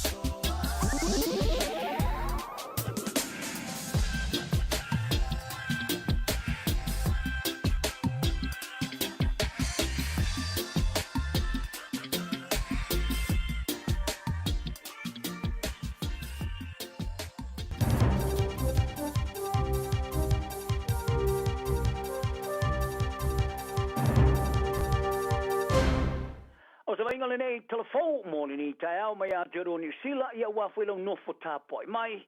fa funga mai am ola tiro i le uni fa ia onga le Educational Institute NZEI pe ona sui e palota mo se te e mai ai le lua vai aso fonu tanga o le tau fionga luenga mo fa ia onga tunga lua maurua onga sa fa ia fonu tanga mo le muri le uni le NZEI le sa tau fiai ma au finga luenga sa au fiai ma au finga luenga lango le au finga luenga lango mo au onga fa pitoa ile aso fraile o le sui fa tana inga le uni Liam Rutherford sa ia longo le New Zealand o sui sa ia le fonu tanga sa la tu failo ia lo latu sa union te tu sai ma tana inga ile mali nga ta fai mai ta wai ora ai lo ina le fonu fa foi le va so nei pe foi se palo to mo se te a was le tana no moni e foi e fonu tanga uma fa le Rutherford o le amo o le au tu o mo mai wa a wina mai ese a ve mata tupa fa ia onga fa pea e mana na o la tu te fa lo ina lo lato fa ta wa ina morning a we ngolo lato faia mo o ia lo fa mo e wala fola sia me tanga lo ngo onga ese offer Peter Silio na lei e alofia ese palo te faia sa mo atu offer malo i sui o le union faia onga ile tolu pasene o le si tanga tu tongi mo tau sanga tolu o no inga tasi pasene tau sanga tasi o le komisio tau tuane malo sa va ia feutana inga ile te sanga nei mala tu ta wai o lo fa wa lava itala noanga o le masin to wai e fai to wafe mafe e fai onga maulunga e ia ile uni ale socio fai onga al Post Primary Teachers Association sa te e mo le aso ato e tasi e tu sai matana noanga ia la to tongi o tangato no to fale au kilani sauti o fale o ia la inga o le tula fono to fa o fi mo tu nga ta vale tu planga e fai mga ala wala matia le tula ia ai nga pasifika mta wa fi nga fa nga no o le tula fono to fa o fi le malo te ai e fa testa singa fai tele i lunga ala te tele le anti-social road use bill wo fai joina au kilani sauti o se fai nga so ona fai toile fair ma wala pata ia tangata e fia ta vale wala mati ai ile fa sori tula fnoino to wa fianga fa le ainga ma le fa loi na nga no fa li ere te fono le fono fa fo le la le ai o tarama papa te toe a pulu rees out nga vaya o to wa fianga sa awa yai malana fa now o se ona fa tula nga ina oni tu pulanga e fa tu nga ta vale ma ya ta wa ile te tau le malo na fa nga ina le sa mala la e mana o mia te wa fianga e patino na taula ia ma ia mautino ia le leo na fa manino po ai tu ai ngo kulupu e tau fai e taula ia o popole foi o le atu la fono tau fa ofi o le ami milo le sa o tongo tanga te po to ptuai ma le sa o tongo o te ai po tau wa fianga e faia o riso tu pulanga sa la tu fa adia le manga tala le local democracy reporting wala tu to wa fianga e sa ngale mu e na o ila to e fia ta vale fatestasi ia la tu ta vale moila matata musika bala tu la pata yai o le tu la fono e mafai na fa sala fa tu la fono tu pulanga pasika e bena ta wai o sosi to wa fianga kulupu e foringa mai tau fa matau o le mafai ona faui nai ta vale mafata ma ia Wow, tiro ia ta o le Pasifika i lui tau o lo whenga i maua lātu tangata whainga runga wha avai teimi a ngā lulu e au tero nei. Ai lei toi te liu i o lātu o tunu, ma le mata whaioia New Zealand o le lango lea ia i lātou. E whai tau se lau sa tau wau fia i Wellington e mod konferenisia whare whainga runga o ngā runga wha avai teimi sa tari malo ai le grupu o whare whainga runga o whatuanga po le Horticulture New Zealand. Mo le sua ina o le whaanga solonga o ni swinga o le porklame o ngā luenga o se fulu wali nei tau sanga o iai. O le se fulu maleo no pasene o tante whai ngā luenga i whatoanga i li sila o i la tau e malanga mai atunu i whafo i ngā luenga wha vai teimi. I tangato le loto e whale e whatumuina le tusamari toru kuato o le fesu toru wafe o tangata whai ngā luenga leipa. I le wafe rufu wha ma le wafe rufu lima. E se lausu fitu e whai ngā luenga i lalo lea porklame o ngā luenga wha vai teimi. E fa fainga renga ina ile tu sa mari se furu fitu afe tangata o Vanuatu sa mo matonga e mafuri ia ile vanga tele o tangata fainga renga fa vai temi mali Pasifika ai o le tausanga nei o to ai titi atu ila to we malanga mai ai i tausanga toruai sa sui ai le fainga malo so fatasi e fa to tonga o ai inga fa tino le porkalame e au fiai mali fa malo si ati lo swinga i tutongi mali fa tumuino le luas furu afe fitu lau limas fulu avano fainga renga A o whaavaina wala fau mo le unu whare mai, ma polo misina la tili whai o toi loilonga whaatino le Port Kalame.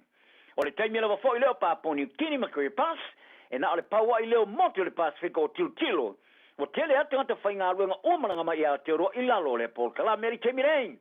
Ai ua whaalia whai lau tusi mo so tanga o whare whai ngā ruenga Fiti Joan Maritino Nemani i leo Konferenisi. O le olo le Port Kalame o tau o ia, o na o whale a wanoa mo tangata whai ngā ruenga, e wha mautuai, e wha le tonu. O se urunga le sa solo ia le no whanga e whai aile la whai poi ponga ina o tāo sanga le e o naina le no whanga mo si stupe to e tungiatu. Ina uanga o ia le lua i luas futo lua wheon se lau vasu lima tā la sa tiposi. I tu tonu le a whai tu la talu ana tolopu iai le tino i tupe. Sa tua iai e le tangata e o naina le no whanga ia le urunga tangata o ila ua. Sa iai tua le ngauinga i le whalia. O se mea le masania ia le tongia le se tino i tupe o se tiposi. Ma toe vave ngau ia i sina tei muriane, ina o tolopu atu le seleni. Ma longo ina ai le au ngali a whaia le toe tongi atu le isi tupe tiposi le a wha inga lava lea, o le ale ma whai lo na whai aile la whai poi ponga, ile no whanga. Ai betai, o le teimi nei, o tā pā ina le wha masinonga o tena inga, ia le e o neina le no whanga, e toe to tongi le tupe le au ngā tangata, ma le lima se lau tāla, o tupe whasili.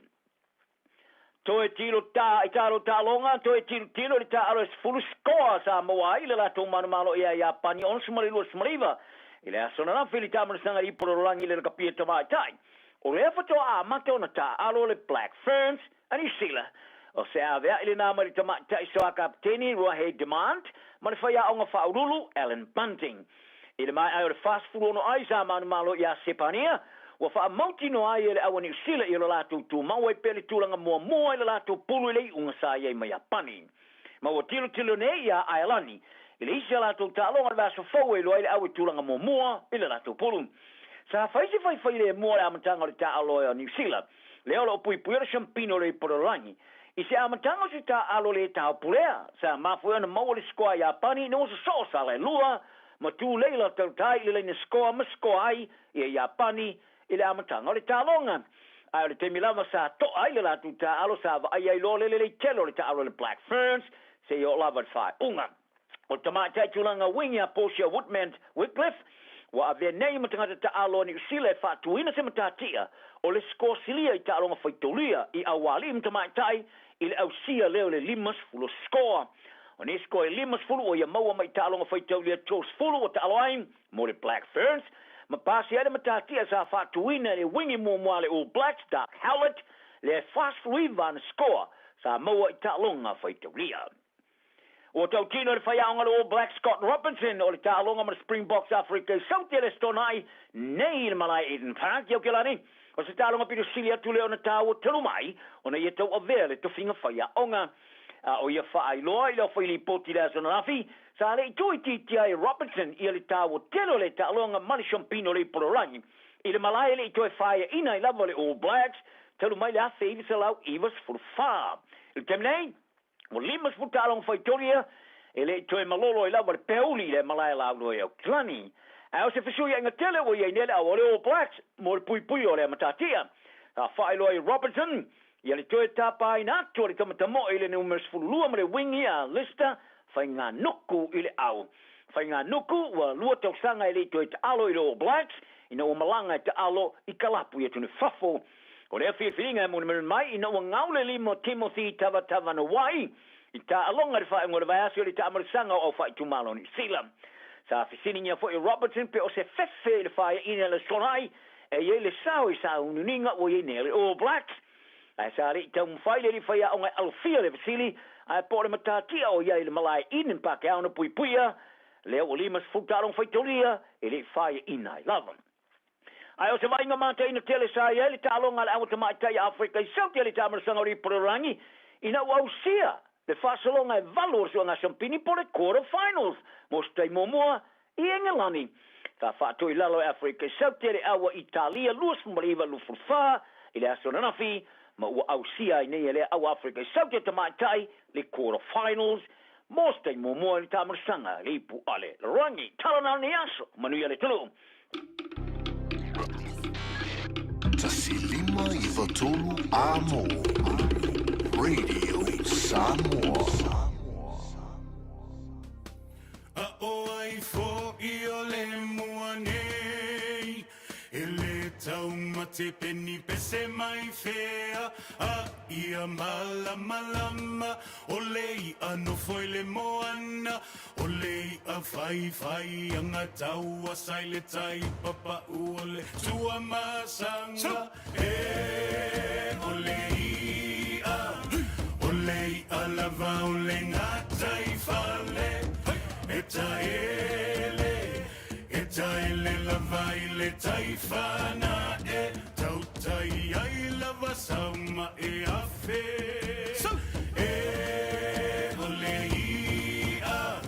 olei a lava ole ngatai fale etaele lava ile taifana tautai ai lava sauma afe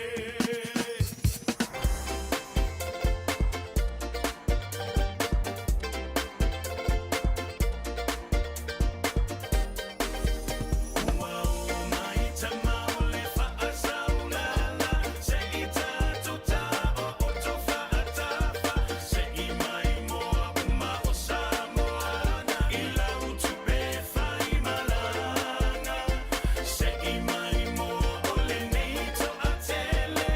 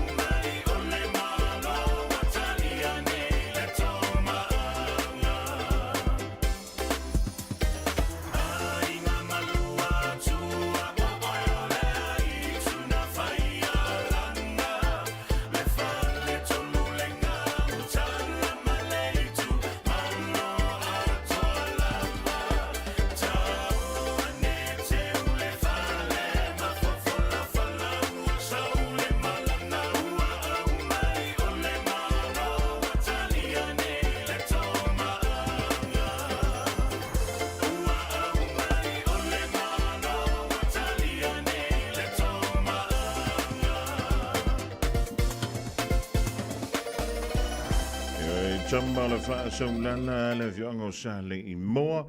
E pe ona langina le vionga ya pe se ta puni o le puni ala va I le divine o la woli le wa sfulu mo le ono miru tau te ni le July lua va te yan tu le sunga ya si Juli o mo le fi mo anta tu tala e pe o sa e fa fonga ti yan le divine o le so a wala le long pui le o long topa ia malo o topa malu o tali ai le toi maua mai o nisi anta tu I unga o whainga pālonta I tūmalo wha pālonta o lo tātou tro o I le whaitaunga alo ia e pe o whanga solo I le teimile dei. O lea o taina tu. Se tasini o whaatalonoanga. Ma le sui tau vā tūto tasi sa wha pe leo na whaia e le tātou au whainga luenga I Samoa. Lea ua pale mai nei I le nofoa. O le tūmalo wha pālonta o vaisinga no lua. Le talenga ia motua pua a seve. Wala va ia le mai mo le whaafunga anga fo ia le tātou tano. O le tūlanga fo I le mai tawatu. E le o iei se whina ngalo o le fionga ia motua pua. Po le fionga ia seve. A mea ia nga I sisi fo peha nga I sasa e. Ia lona whina ngalo, e meise le whina ngalo lona I tūmalo. Lea sa ia whisilingia. Ai le I tu wane lona au I lunga I fia tamo I le whainga pālota. O le ni tausanga I lua whelua lima le sa wha moe e wha tonu wina I le nā tausanga fō. Pe ana wha pele e wha tonu wina I le lua whelua ono le whainga pālota le tātou. Tano au si mai ala mai mo, malau wha whunganga I sona whina ngalo wha lia, ai le whaia le tātou whainga pālota. Lea ua a matao na whanga solo, lona whaitaunga alo ia. O nea mnoe. Whawhiro, I whātaro whātu le tilenga ia motu pua a Henry, ia polo, kia mwhoi sebe, I le vai ngore aso tātou mafutai poi. O lea wanoa tātou tiltara noa, I whai mufsisi le atu I lau tāpenanga, tātou pārota tele, a meise o strasi o sui hoi, le la tau mawhatu to tas. Ia, o meiso whinanga, wa siriare masani ia mo, ai se awa I whiaru el pārota, ai se awa I whai pule. Ia, aftai ia. Whatalo whatu palauri, ia mai se fo le tua whine a maina. Ia mole nei fo ia wanoa male nei lau lau, tātou whilo ai ai, ia ono tūlanga masani ia wha manino fo inisio vaenga lo wha penao na le mautonu I fo I mafo whau o le atunu I ia mātou ia rautu tō tasi. Ia e mōmua ia e whāturo fo I pa I o Samoa e le to e awhaias whamtalanga. Ma malua ia ua mai an toto to silau ti ma tu lau pua e tu lau toa foi ma lau foi lo le atunu. Ma talo fatu foi seo mātou foi I tu malo vai singano numero lua ma se foi seo mātou nu. Ia ma malua foi o sataua pa I o aingam sataua. Ainga tupo, ainga nofo, ainga papa, ainga sata whaiwha. Ia le ma malu foi ainga mawainga ngā whasao sa le valasi. Ia tausi le launga le alunga ma le whaalwhao taua. Ia pa ia foi fio lo pita fanua mo fangalilo fio foi tangaloa le li o le nu ia fio foi le mapu la tai foi utu mu fai tau te nani foi mai no ma mo ma no foi to ainga ia fangasa o ma malona amata mai pai o si pa ia fale bao ia am se foi mauta ia matua le to I fa papa le malai nu ia ma lo se foi manuia ia ne foi aso ia to se mal fa sili para ia o le tatonu e tele ni langona telefoni mafuanga walai ona o filfilio te tuto tasi ia ale mafuanga sili na taua ia salo le o malai le tulanga wa ila tunu nei vai tau ona le tulanga por kiki e ai male lofa ia tangi fo le fatu istai ile tangtanga ia tu tupu mai o la tunu fa pena ona fetoso fa pa tolo loi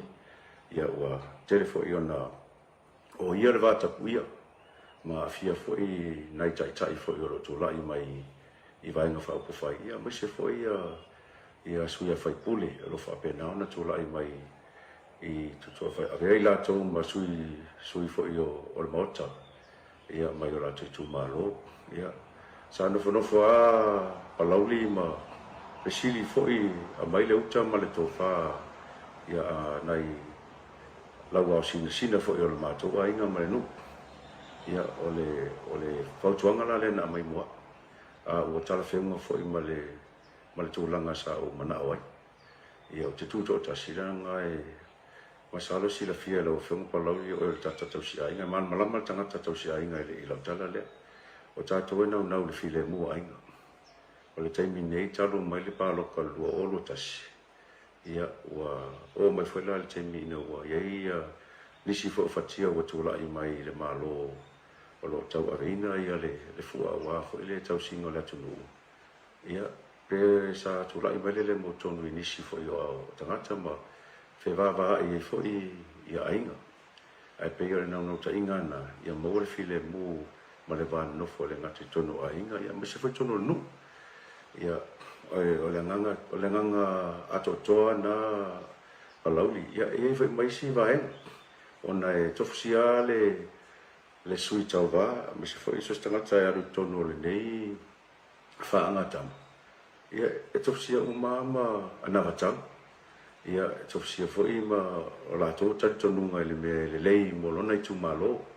ia pe le lei fo i mo le lau i tele o Samoa ia pe o se tali atunga ma le nganga whalalo. Tā penanga sui tau vai le tātou whenga pālo tolo lo nei. Ia e whina mua ese uma ia mai tasi ale aunga o le pia au aunga i le tumalo whaini ngā ruanga le nei so swani i matima whai tia le tau le soifuanga so swani i tūlanga i a aunga o mai mga singasi li tu so fo malo ai ke lo fo le ta penanga e tama tasia anche lo ieri se tu la ese a mai lo fina ia paftai ia sa le sa nanga o anava tau ia o mai le telepati ia po vai fa ese mane o te lango ina uma anava tau ona o le tulanga i le tatou tantanga ai ma tatou silsila mamaua ma ia uma ia lau e tele o le atunu e pei o le tasina vaega lelei o le mele ua inei poki le ua tatou moli mauina nei le tele ona matau le ua mana ia e ua iai faisi o fea na iai nei tope i la taimi ma la tausaga tele ua tuanai ao lesi foi lafisi pe sustainable pe mafai ona faauaupea le pe ono afia le tamao aiga o Samoa ia mai se foi la lisi o vaega tāua tauna ave faamuamua ae ona matau palauli ma tua se lau pasege e lelei mo le lau ai tele o le atunuu ae o matou ia o tutuatasi pe foi la o tautalao ia moa ia e agai tonu a ia nilagona ma ninavatau mo loo ai tumālo ma unuu o matou mai o le vaisigano palevaisigano ia le foi ai mafili ma polituu ia ma se foi la lataua ma salo ua e silafia palauli o le tumālo pitosilia na latalata o Samoa ia o talafaina le tauana gagā e le mamao a e alu i kua oe ia gau e loo e fo o le savai e lelei alo i kumālo e palauli e le umigale oso i lalo le vaa e paiaga e la e palauti ia o matou ia e fai esi mamao e tele a foi la nifisoasoani e moomia i tuā i sio matou i tumālo ia e le gata la o nina vatau mo matou ia e aogā mo le i tuasau atoa mata mai ai i asau sipaia faelima e aogā mo le matou i tumālo ia o le gaga foi ia matou galue faatasi manai sui tauvā lo o ai lava tula'i mai ai ei le agaga ia matou galue faatasi i pe galue faatasi ua le lapela lavatu la tala o au te tula'i leai o le agaga ia fai ma loto molalo ia o ai fo'i tula'i mai i le matou fo'i fa'alelima pa to'alima leo ia ae ia mafaina galue faatasi se fa'apena ona tagaloa tusi le matou i tumālo ia manisi o sui fo'i le amania mai isi nu'u o le matou i tumālo ae o nisi na vaega tāua o matou pasola na silafia fo'i paloli sai le fa'alele vai so mai malaga akui ia sauga e se faigofia o le tuliga mai o le ma'i mai fanama'i taimi nei e lē faigofia e fai o le mamao ia i taimi na le tasi le ambulance po leai fo'i se ambulance a le matou fanama'i fa'aletumālo ia ae tasi lea me tatau ana ave le fa'amuamua o le vaegale o soifo maloina so se tumālo me se Samoa Ia lo nau ia finau le ia ni medivac mo sa va ia la to pe se va lele ia po se helicopter ia po se va fa ina le tau sa atu lo va lele ona o le foi sa fai foi ina i sa linga sa maua sfuru mon tupu le musu mon tupu le tau o le va le sa mo shipping e chara mai elma ka fa pe ia sila foi la le mai helicopter pe ona telo pe di back tu i fa fo i tonu i tu malo pe la New Zealand ia tele io go o le vaenga le por se mu la e ai o la tu helicopters ia tasina ona mai vaben na fatino pe va pe tu lai mi se mai se tana tau mai tinga ina mo mi so so ni le so fai le tu li ro mai le tatu fa mai tele i to tu o lona i tu le leifo helicopter whainga i whaina land i so se ore mea ia le leise se leise area no whaina o na land helicopter tuen tongo fia tu lo vali so o vaenga o mana lai ave fo il mako fau ia male so fa popole ia tina e sa fa pena na fai e nisi fo le sui fai pule sa le atu lai mai fo le sui o matutu malo ia fa pena fo nisi sui fai pule sa iai mo tono le o pare meni ia ele ia se fai pule li au tofusia uma ma ngaluenga sa fai ia ai o le nei au unanga po le nei foi tofi ia ele me fai ona toto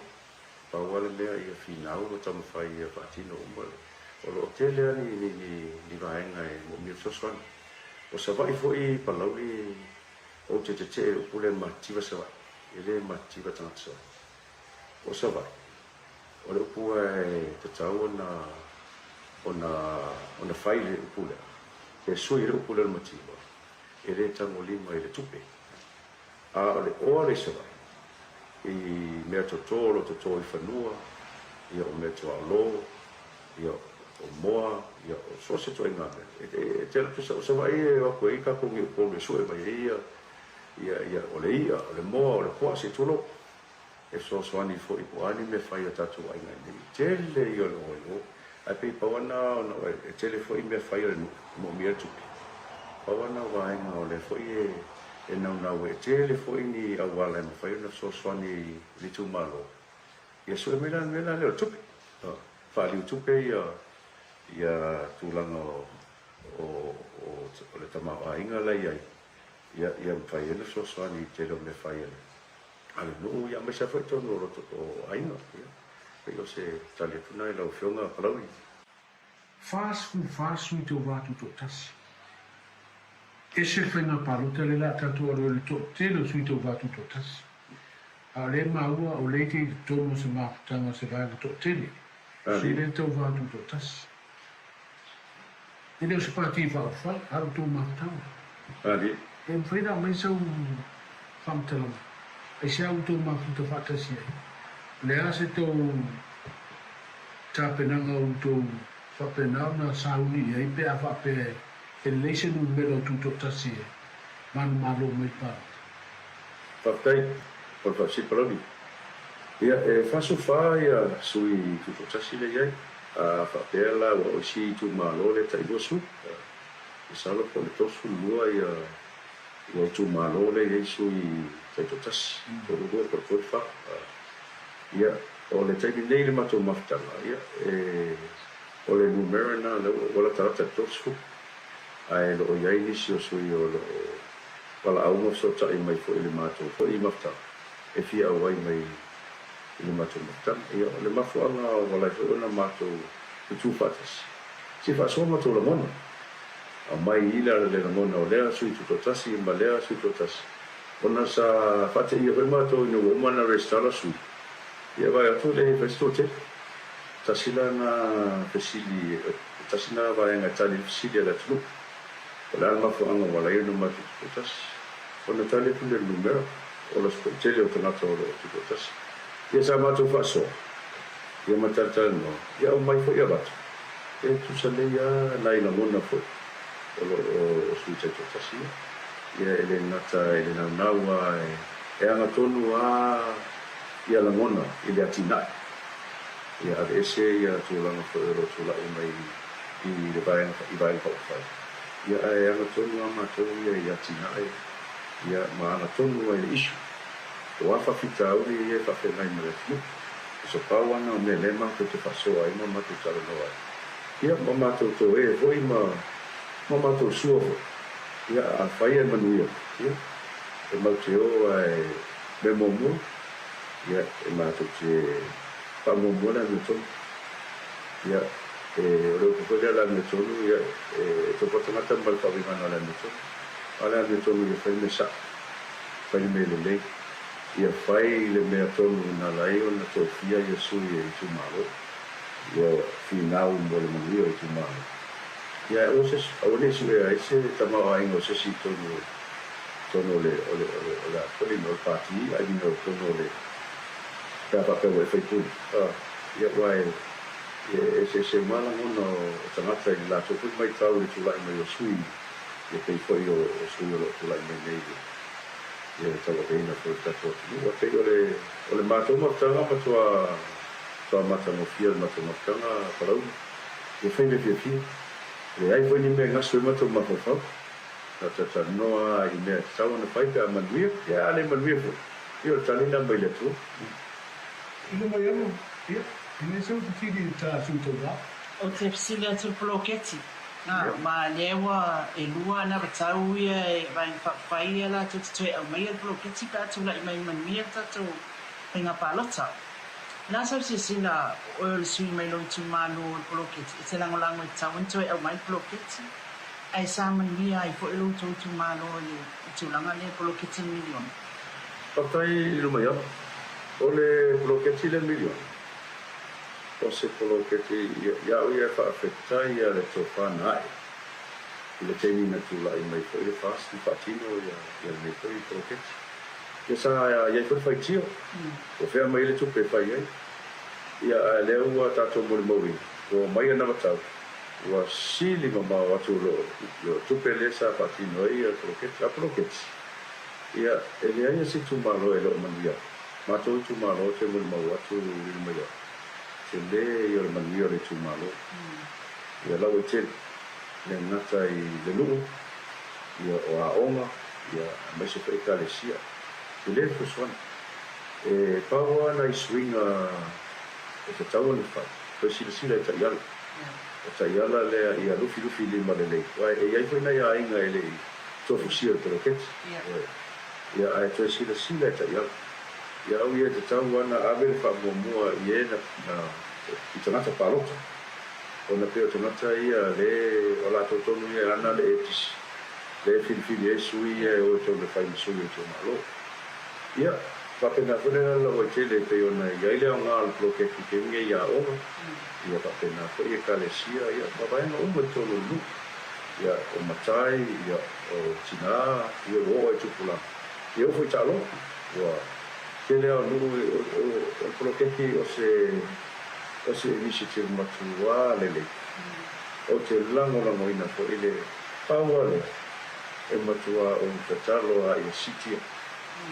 A sitia ile 2 milion. I por 2 milion fo. E se mai. A tatau e ona e ai tu malo. E tele o lato nu. Te tomo le tu malo. Io is foi nu tele pitunu. Ia e sila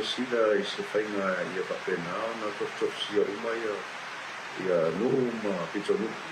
i le whaasoa poloketi. Ia au le manuia i le pitoteti. Ia e o whela e o lesi waibainga na tūlai mai. E iaina i sui o lo nofo i o a whainga luenga i nei upona. E le i manuia i le a. Ia, tasina vaenga o tau whaina sila ia tai ala poloketi. So swani na tangata ia nofo ese o na maluenga. Ai fo ia tua i le tumalo ma le nuku. E tau tua le nuku ma le ainga. Ia ai o poloketi pe o na tali atu le lumai ava.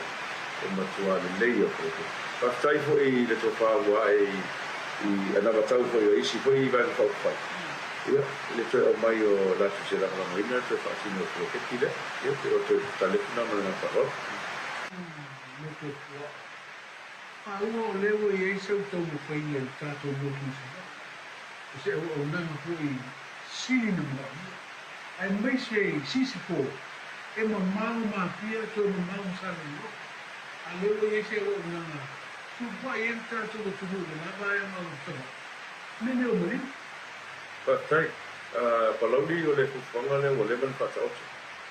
Tasi po le vai ngana lai na wale o le parota le o matulu o tasi. Sa o ta pena te tabu e. Ia e peitai sa mato ko tana i po i mana i tamala ma te tumalo sa tambo e po i natai. Ia la fio mai a sa tele o whairangi i polau. Ia basi ala la fio mai a valasi. Ia le tamā po le tumalo le tulai ni tini nei. Ia sa ia po le mususu. Ia o te whaaloalo i nei tamā matua. Au se tuanga. Ia e ta pena fufonga ia mo le tumalo. Ea lau talafeuma o matusa ale futia ma le mele i tāpena. Mo le whaamoe paro. Ia ala fo te tisi mai ale ia le unanga lea o le whalimaliu. Ia po le i o ko i matou tumalo palau. Ia o le nganga po i e langa o kasina vai na kolonga ke relu mako kumalo. O e apapene ni o e gaise maliu i tua i le matou whaitu. Ia o mai mama o ai i au nanga ia anisi koi o uso. Ai sa potula whai ma o so si. Ai pela la iela wha mama venga mo matou whaitu. Ia mamato nuu rata o tua oi. Ia ka pena ona so swani ko i wale le o nanga wai e pasia o nanga ka o te le tono so se vai nga tono tunu ta wana ia ni par mali ia ko yo ma na na le nga na ia fa tino le se tasi ko yo la o nanga ia le la le o te mau e mai ia le na wana le fa tino ia e lo sporti io o la na le fai prima tolu io wala ai no to te o por kalame o le mana fa ta o ai lo sporti ko ki ia te yo talonga yo ko ki o nanga le fai ia e patino mo le tumalo o nanga fo le ia palo fai o fini ngalo le tua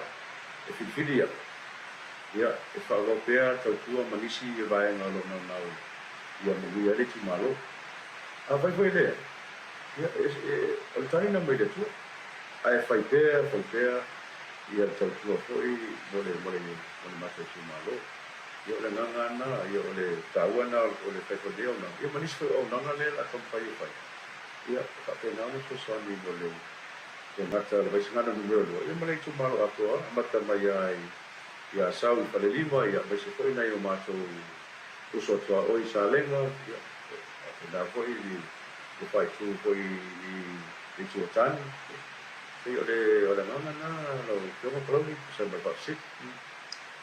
Ia, o tulanga ni mo tupu ai o Samoa FCC ia o lane ia o ngai le ni dia. Ma fa ilonga skama. Ia te ate fo ilo tu ma lo fa pe mai. O le ni le na o ngai pele university ia o nga tanga tele mo tatu tu ma lo. Sei o mai lo nga va o ia o atina e o ia ma o nang. Ia, fa ia ese tau o fa si. Ia o te tono langa ba mo ilo mai au por fama ma le rofa langa ba mo na o por fe mai e chile ni o tupe chile o business pe o bolo bota mai ai le fama oni mai rofa ya mai mau wa tai mi e tau ave ia no fuoco le por fuoco le tumalo por fama oni le tumalo ia malo per tumalo o anga ba fa le ona ia na matalo langa ona i manifa sa ele taimi sai la o pope ia pasolo tri manifa ia ole langa la o kindergarten sa ola tu mato no i sa tau ia sa ola malanga mai dola io o tina ia pia ia o mela ia i sa amata i la o pope ia pasolo mai la ia i manifa ia ole fifi ia mo to for the police Samoa ia mai al polisi Samoa ia na papena la ia ona o io le da una le tata sesi project ia lo ia le tipo mo business tourism na ia lo sa mo Fosco City ia tu fa foi Nisi fo yo onga ia nane mo mai ai le ko mai le mechanical engineer ia pa na fo ia le nautical science mai marine engineering ia ia fo le bachelor of commerce ia mai le Tata University of ia manisi fo ia yo lo langa fina wa yo ana pa pe foi la ele ai business ia le ngata ile onga wa ele asesi ele fia o pe la trata tos sama pe business ia business foi fai ia business ia lo ata ai man wi ole tu ele ai mas business o ngau le lo maiava ia business yo la business e fai ia se foi business e fai pe pola nanga le sau no mai ai le flonga kola ia ai pe bisi o nanga lo patino e fai e tele service man malo la tu ia ai pe ona passport ala ala una masini nan tau ia ia o se tangata tumula lo fala ngai e ola mai ai ngalo ia o fatu na to tua ia le fa o pe ia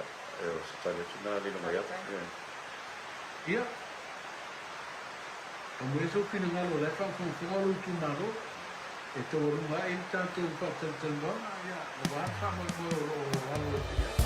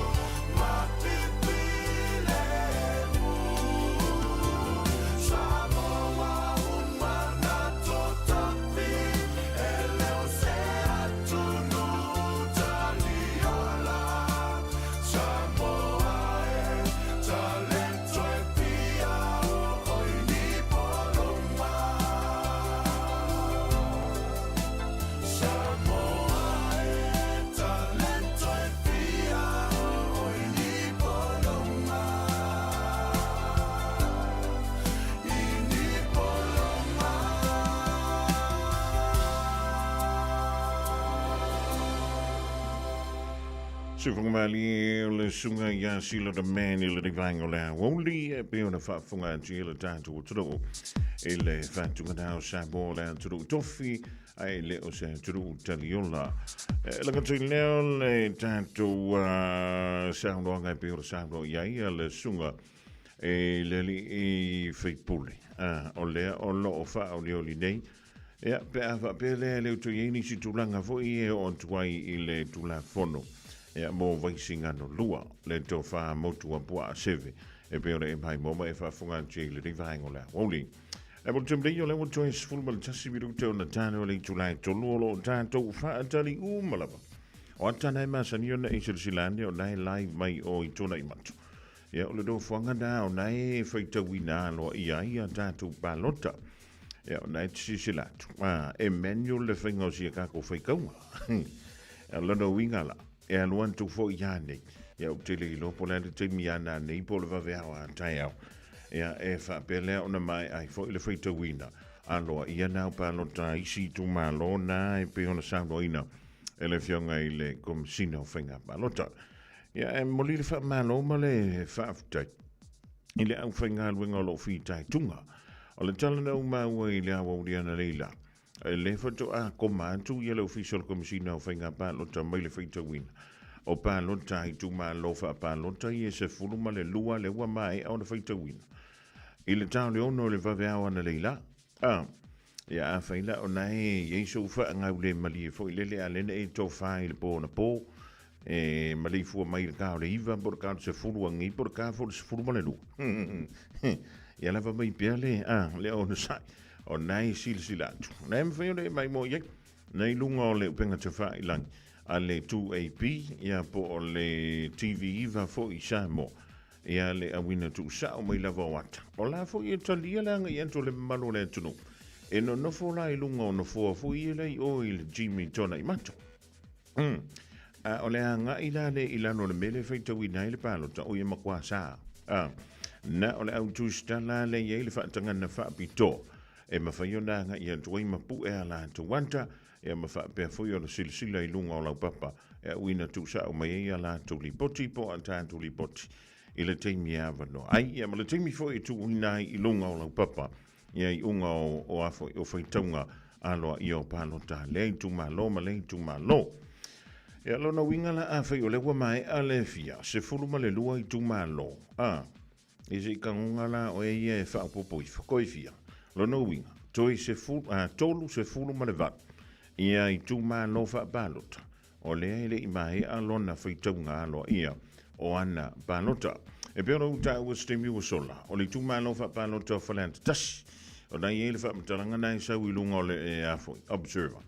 e pe umala ve i fa le balota nai balota tai fa aluai tangata antono le tulanga na o silian tu e male lus fun mal fa i tula ia o fai kaula vai ia ile unga o tanto fa le balota mai le tu malo fa palo tana o fale tas ya le wa o le timi ni a fa ile yo o mai ya le afo ya le unga lo ia po le faitonga lo ia ya o lo tu mau pe ile tu langa na o le faitonga mo mo te vanga na lava wa sau ilunga le fa alinga mal fa mau mau ya o le faitonga lo ia e mo le timi ni isi tu malo e tolu se fulu mal van ya tato nofo ono sai pe tanto tampo ia le lo faiva o le finga wenga le ofisa o finga pa lo tai samo ina ia i mo ia le tampo finga i le rifo yes ia ono longo pu ile ile o le tampo ia malo o tampo malo o stasini o tanto fa halinga fa silsilanga le tampo mai le ofisa le radio samo ia wala le longo pu ile o tampo ia malo o tampo malo le rifo i vainga ole oli ole tulanga ipi ona ia Fabtua le casa beats and appliances lo fanga solo ile terminate. Alo yele tanto 1604 fabric don for total 104 singles e lua. Me le iva tala ile viaso. Iva tala ile viaso e mawai. Yala 1604 na mo ang taligama lo. No for total 104 singles e lua ile iva tala ile viaso. Olo moenga queen size me le fitu tala ile viaso. Fitu tala ile viaso e mawai la moenga queen size. O le iPhone 13 ia e te maua i le se fulu lima tāla i le vaiaso, se fulu lima tāla i le vaiaso, ma le Smart TV lima i nisi lona lau tele, e na o le se fulu lima tāla fo i le peimeni i le vaiaso, se fulu lima tāla i le peimeni i le vaiaso. Morisi whaamtalanga, wala wane le Casa Beds and Appliances, i le o valu se lau, lua lima whaavalu o valu se lau, lua lima whaavalu i le tātou numera, e te maui e le tautua lau nangana a le Casa Beds and Appliances. Whaeloi ene e whaafonga le Radio Samoa, le nei whaasalalonga ia on e manino aila ia lea, ia ma maua antua isa me alofana mai i le pulenga, ia ma le tātou au whainga luenga, ale Casa Beds and Appliances. O le teimi lewa toi ono midu tona tāle o le tūlai tolu, ia tālo si o le raum taunu o male saunga le mu, ia sa fo i o mantua ma avata wa leilo toa o a onga le whanau, a wale pikira mai o i la tau le teimi tu wa ia onga i le hawa uli nei. Radio Samoa. Taslima i watolu amo. O le teime whaari ai le tāleni al tamaha I lunga o le leitio. A wale aso whapito o tamaha ua la tamai. A whai e whiwhia lau tamaha tautala, whai tala maalie, pe whai ana whamtalanga e winga I talonga, ma tau te wala uria o ia e awai I le taubanga. Tamaha whaasaralau a le Radio Samoa. Po e se vilo po e tusa ma le tolu se furu leono se furu se kone, o lo whaatino ai lau tamaha le whonga ino le talonga le manu Samoa. O le kauni tikta. O le tamaha e sili ana reactions I lunga o le Facebook, o le amanu malo I se whailonga, mo le aso whapito o tamaha. Lafo mai lau vilo lo penga te whailangi, radiosamoa.co.nz/dad. Po le Facebook Messenger le Radio Samoa, e whaangata tato vilo I laso whao se tema. Ma o le nei tauwanga, e whapitoa mo tamai ni sila. Ia manua tele la sao tama umalawa o le lalolangi.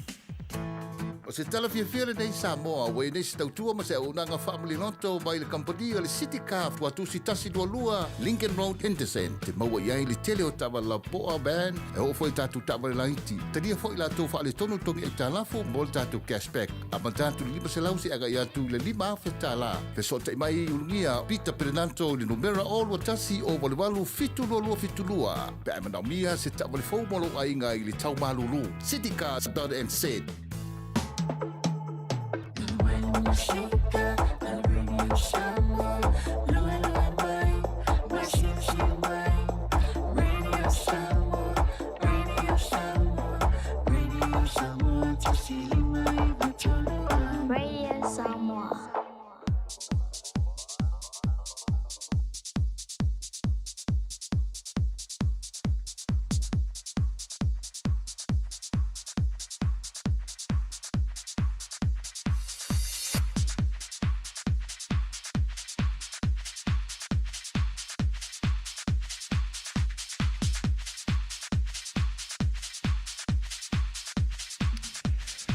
O lewa toi tolu mo le whamidu tona tāle o leitu la e tolu ai le ia wida antu ia se whantunga le mo o e vavai foi o tātou polokalame whanga solo. Whiwhilenga nga o lewa mo maile isi an tātou I unga lea. Ia o le neivaeng o lea woli whitunga loa ia o lewa o tauli maina. Ia mo leitu ma lo whampalota le nei o nganga e maunga lua. Nganga e maunga lua o lea ua o tauli maina. I le rivaeng o lea woli ia le whaitunga loa ia o la o tau whainga pālota ia e pe o le ele whainga pālota le tātou truu I Samoa I le vea so le seima vaya today. O le tūmalo whapālota nganga e maunga lua e tolu sui tau vā lea na tau vā maiai e au fiai le sui o le HRPP o le fast whapefoi ia le sui tūto atasi e pe o na tau vā ai. E le mai tawatu la I le whaitonga aloa ia o pālota umasa mawhai o le whaatiroina o lea ua whaatu mawai le manu malo ai o le sui tau vā o le vāng whai o le whaatu tua I le tua Samo Watasi le thionga ia se wa muli fasi toma ia o le fo I sampale mai le tofi o le tu malo I le paia inga lona se fulu ma le fitu o le whainga malo Samoa na ia maua pālota e ono se lau ma le ono o ono. Ia lau whainga nao pālota a le ua manu malo alo ia e le whainga pālota le anganga e maunga numero lua. Tulua antu iai ia le sui tūto tasi le thionga le ia valu mataia no foitoa tala I manu keti na ia mawale au wha inga o palota e tolu se lau se fulu. Tolu se lau se fulu. Ona tu tolu antule ia i o le sui te mai mo le vaenga whaia le I chapi pe ia fionga ia ngaluvao matai a vauma ngaluvao na ia mawale au wha I o palota e lua se lau malefa. Lua o wha. Ia ma ua wha mawina I nei I le whaitanga aloa ia le toe tu lai mai ei po le toe manu malo mai ei o le fionga ia si wa muli fasi tomo le vaenga whai a le wha atu le tua samo o tasi e taua vina ia le tofi o le tu malo o nganga e maunga no mera lua. E mana tua la oi e pefo no whai atu se teimi ua sola. Ia e mawhaiana tātou talafo ia wha sama noa o le a umai I. Ai a whira ngalo le sui lea o lo o anga wa le teimine ia avisana lui le tū la fono le sui tūto tasi lea o le whionga ia valu matai a nofo I toa tale manuketi o na o lena te au sia le afa ia o pālota a le whionga ia se wāmuti. O lona winga e tala lea wanoa I lalo le tū la fono o whainga pālota pe a whai o sona whina ngalo le da. Ai a whai o le a mai ai I a le tauvanga. Ia mo le defoa lea o le tūmalo whapano taunganga e mangwa lua. Ia lona winga. Ia o lona sui whai pule de da. Ai pule a le sui I a tauva. Ia I lona whina ngalo. Wa lewa awina atu nei. Ia malo o te tala fo I le piliota.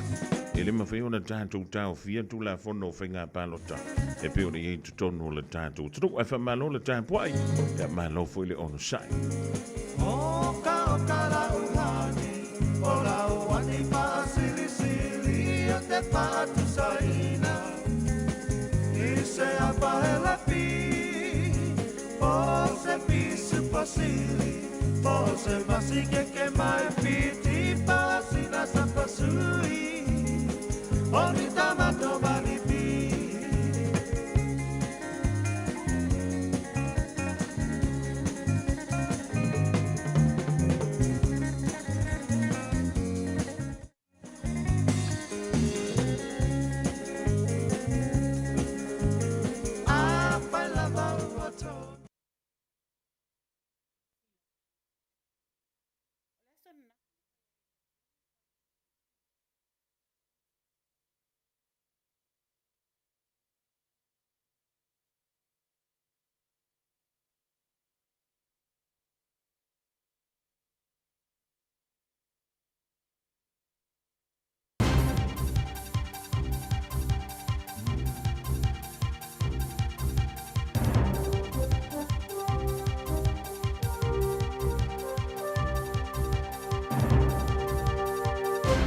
Tala falava se whaapoponga nei o tatou talafou mai vai whanua New Zealand mol nei fo yaso. O le aso na nawhina whai ai le fionga il palemi o New Zealand, Christopher Luxon, se whaasi silanga o toi whaatanga I tangata mau o loa mai si atunuu, o loo fia investi po o foreign investors, o na lato mawaina se visa o ta o le Golden Visa, e mwhai ai o na lato whaatawina whale tau ngatai tono New Zealand, o se mta upu lea sa iei se tau whinga mua, a o lea o toi mtala mai. O nei whaasi silanga ua whaia ina ua mai ale tele o maasina o ni soala upulenga I le vao le vaenga le National ma le New Zealand First. Ona o le New Zealand First lea sa ngā lue whaatasi ma le Labour I le whaatulanga ina o le nei sa I tau sanga I lua fesfulvalu. I le whaasi silanga lea nafi ua whailoa I el palemia o le tangata e anga waa mo le maua ina o le nā visa le Active Investor Plus o le amu whaiona ia whaatawina se whale pe whauina sona whale fou I se tau ai titi mai e 5 miliona tā la maanga I lunga. Sauno Luxon o se fufuanga ina ia tili malosi ai investments po ole whaafai ngā luenga ina o tupe I tono le atunuu ma whaapopo ai fo inisi ngā luenga fou. I se tustu singa le taitai o New Zealand First a fionga wawasa mana ia Winston Peters I lunga le upenga ta whailangi o le ex. O lo ia sauno ai o le nei fufuanga wa whai al malo, ai e iai whaatasi mani whaata pulaa mau tutu, e pei o le le mwhaian whaata wina ni lau whanua I no fuanga mautua, o whanua mo whaatoanga, ma whanua whaasao po o whanua iai ni o lato tala angata ua ma patino I la tunu. Sau Noah Peters, o le tupe a mata o le 5 miliona, wa whaatulanga atu mo tangata investi maisi atunu ue whaata waini o lato whale, e le o au fiai le silia ma le 2% o fale a New Zealand o loo whaatau I lunga o le maketi o whale. O se whainga lea ina ia pui puia e pēr le so ona whaatau I nātua nei whale I tangata ese mai si atunuu. Sauno Peters o se whainga tala whenga I lea, ina ia le ngata e mautinoa e pēr o lava whale o loo whaatau, ma e ngā whatia I tangata ona whaatau tono New Zealand, ai taime tasi o loo tātou whaatanga I fo I tangata o loo mana o University, whaitau 4 miliona o lātou tupe I tono o tamau a ingo le atunuu, e ala I le mwhai ana whaatau wina ni o lātou whale nonofo ai, a o au mawai tono New Zealand. Leise o tātou tala, na se seo na sulu e fō mai le tiu po le whaanga au. Sa te tau na sulu I le vaenga e fisosoani le maanawa se tina a o whaia so na tau tonga. Pei tae na sulu se se I se vaenga e whawhanga I ai mea ai le nei tina. E tu sai male li poti ale RNC, e se fulu minute o iai le whaanga au le tu se a o whaia le tau tonga le nei tina il whalmai au kilani. Mana avea mai tu na matua safa ai o ia. Ina ua whamanu a lia lona whai ai se itulou. E se tūlanga I le imwhai ai on toi lawe ia mai lona soifua. E fitus ful tolu tau sanga o le soifua nei tina o ma o mawai lona soifua mai nei whaatamala o ngā lua ngā fō mai. Ma o tau sanga I lua afe lua tasin tūlai mai ele nei whaalawlawe. Ai leu whatoa whaalau ilo mai tua le I ungo susu engana whaia. O li potia le whaitio ina e le Health and Disability Commissioner, le fō mai sa taita ia le vaenga e whaia vai whaangase, e ta pena ai ngase mō tautonga ona o le whaatamala. Ta ua le sui komisina mai le HDC o Caroline Cooper, e iai lava taime se ai le tu e sulu I ai le whaanga au, ai masani lava na vave na toi whaaleleia ma whaasau inai se soifua. Ai o le tūlangan tūlai mai, sa tuai o nei loe fō mai whaale tonu, whaato ai loa ina ua pa u maulalo le telo le okisene le tino le tina, ma ua tere ngese le tātā o na whatu a o whai le tautonga. Na taun whaifo ma e whaile CBR ai o silinga se lawe ai mai se sa iai manisi lawe tu ngai le soifua sinei tina, o whainga ta aion toi whaasau ina lon soifua. Ta oan tanga luenga soifua malolo ina New Zealand, ta rumai nei whaalawe na tupu, o tele nisi suinga o whaia ai mai se lawa ina ia toia o ina le leile o whainga luenga, I vaenga uma nei ina ia mata ala ai I taimi o tautonga. O le umai o le ola o se alo o toto e na o sifulu maasina lo na matua, le pepe o CJ White, ina ua fasi o tia e lo na tamaa o si tangata I pū lea e whala au whaasaino le aisa.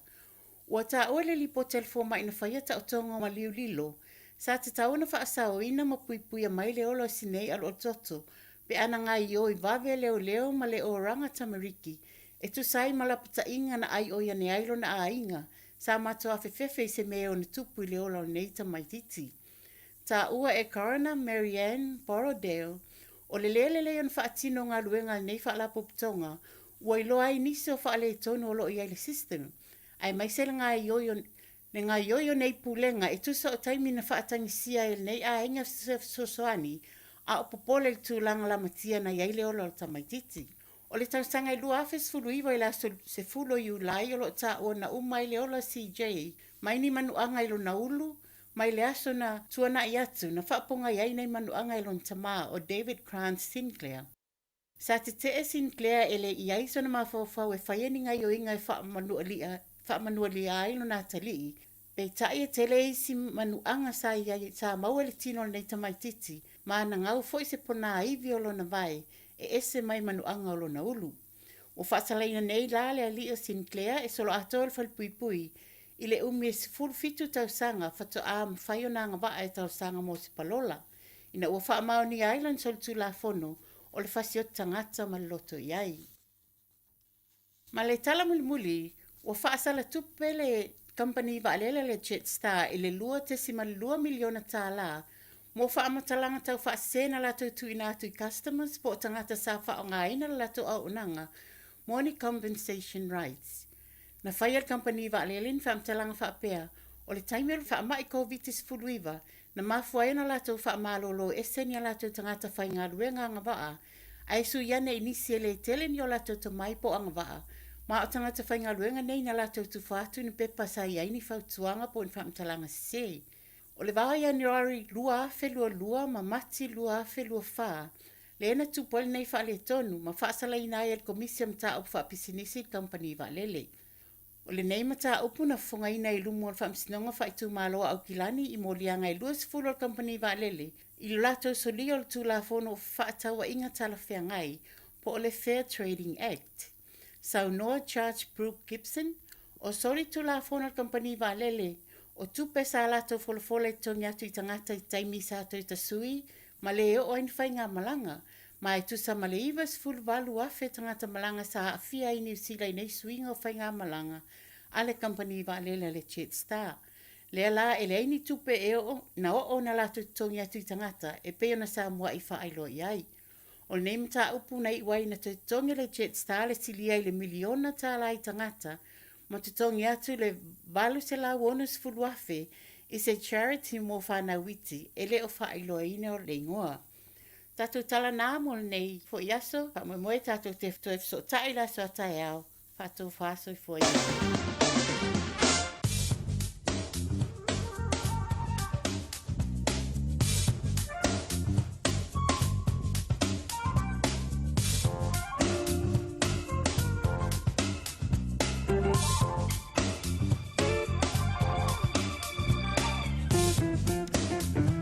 Nawa whafonga trus wha pupora o tātou tala I vai whanua o le ria uli pe o na whunga dātu o tāperina e le whionga I manu le kou. O lea ua se fulu minu tau tēne li tūlai tolu wha tala whantu ma wha malo antu I mātua e langa tui leo le whana wa onga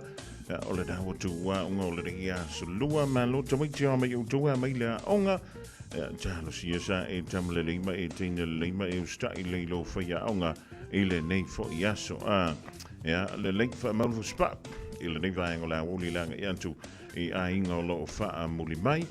Ja, maar wale voor je wel stem dit le mena tu pole pisa. Melo official va in tamo au kilani lang yantu le poana neo no to va solo ai wanga. Civilian I mai le so, mai le tu I sifo. Ole ma fana I le ding time se fulu mo le fitu tikeri. Ole manu lui le poana nimo au kilani se fulu tikeri. E ngoto le la I le lua miru te ai le ono I le fiafiana nei. E le vengo la soa tai au, o le ansoane le la I le toi lus fullo miru te le la e fitu I le tai au. E a waoa nisi ono fuanga mai ono yeina I wanga e kilia mai I se tengi o le tai au an tai au. Ja, o le a woli fa mai e langi le lei ia nisi ono fuanga. Tala whantu I le nei vaenga o le awauli o tātou ainga I Samoa, le vaenga nei le tātou tala o le tau. E mo o taumo le anga iantu I le poana nei mo le aso a tai au. Mai o le anga iantu le poana nei mo Samoa, o le alangi le lei, ia le winga o le tau, se I vangarai nei timu, e iai I vaenga maulunga. O le vaenga mo le aso a tai au mo Samoa, ole ai nei timu e ono to ulu va solo ai. Ja, ole tulanga le dai pio nei wing ole tau le nei vang ole woli a mai le ele official va in tau. Ja, wala va ia le sile fie fo ile pia ma le mano le tatu to. Malo soy fua, ol si fufonga Samoa, Radio Samoa, tasilima ivatolu amo, se kia Radio Samoa.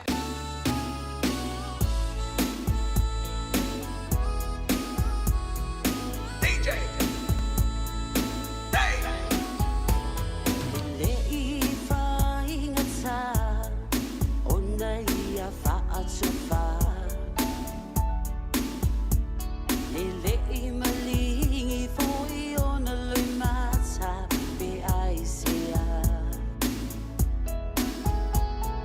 Salo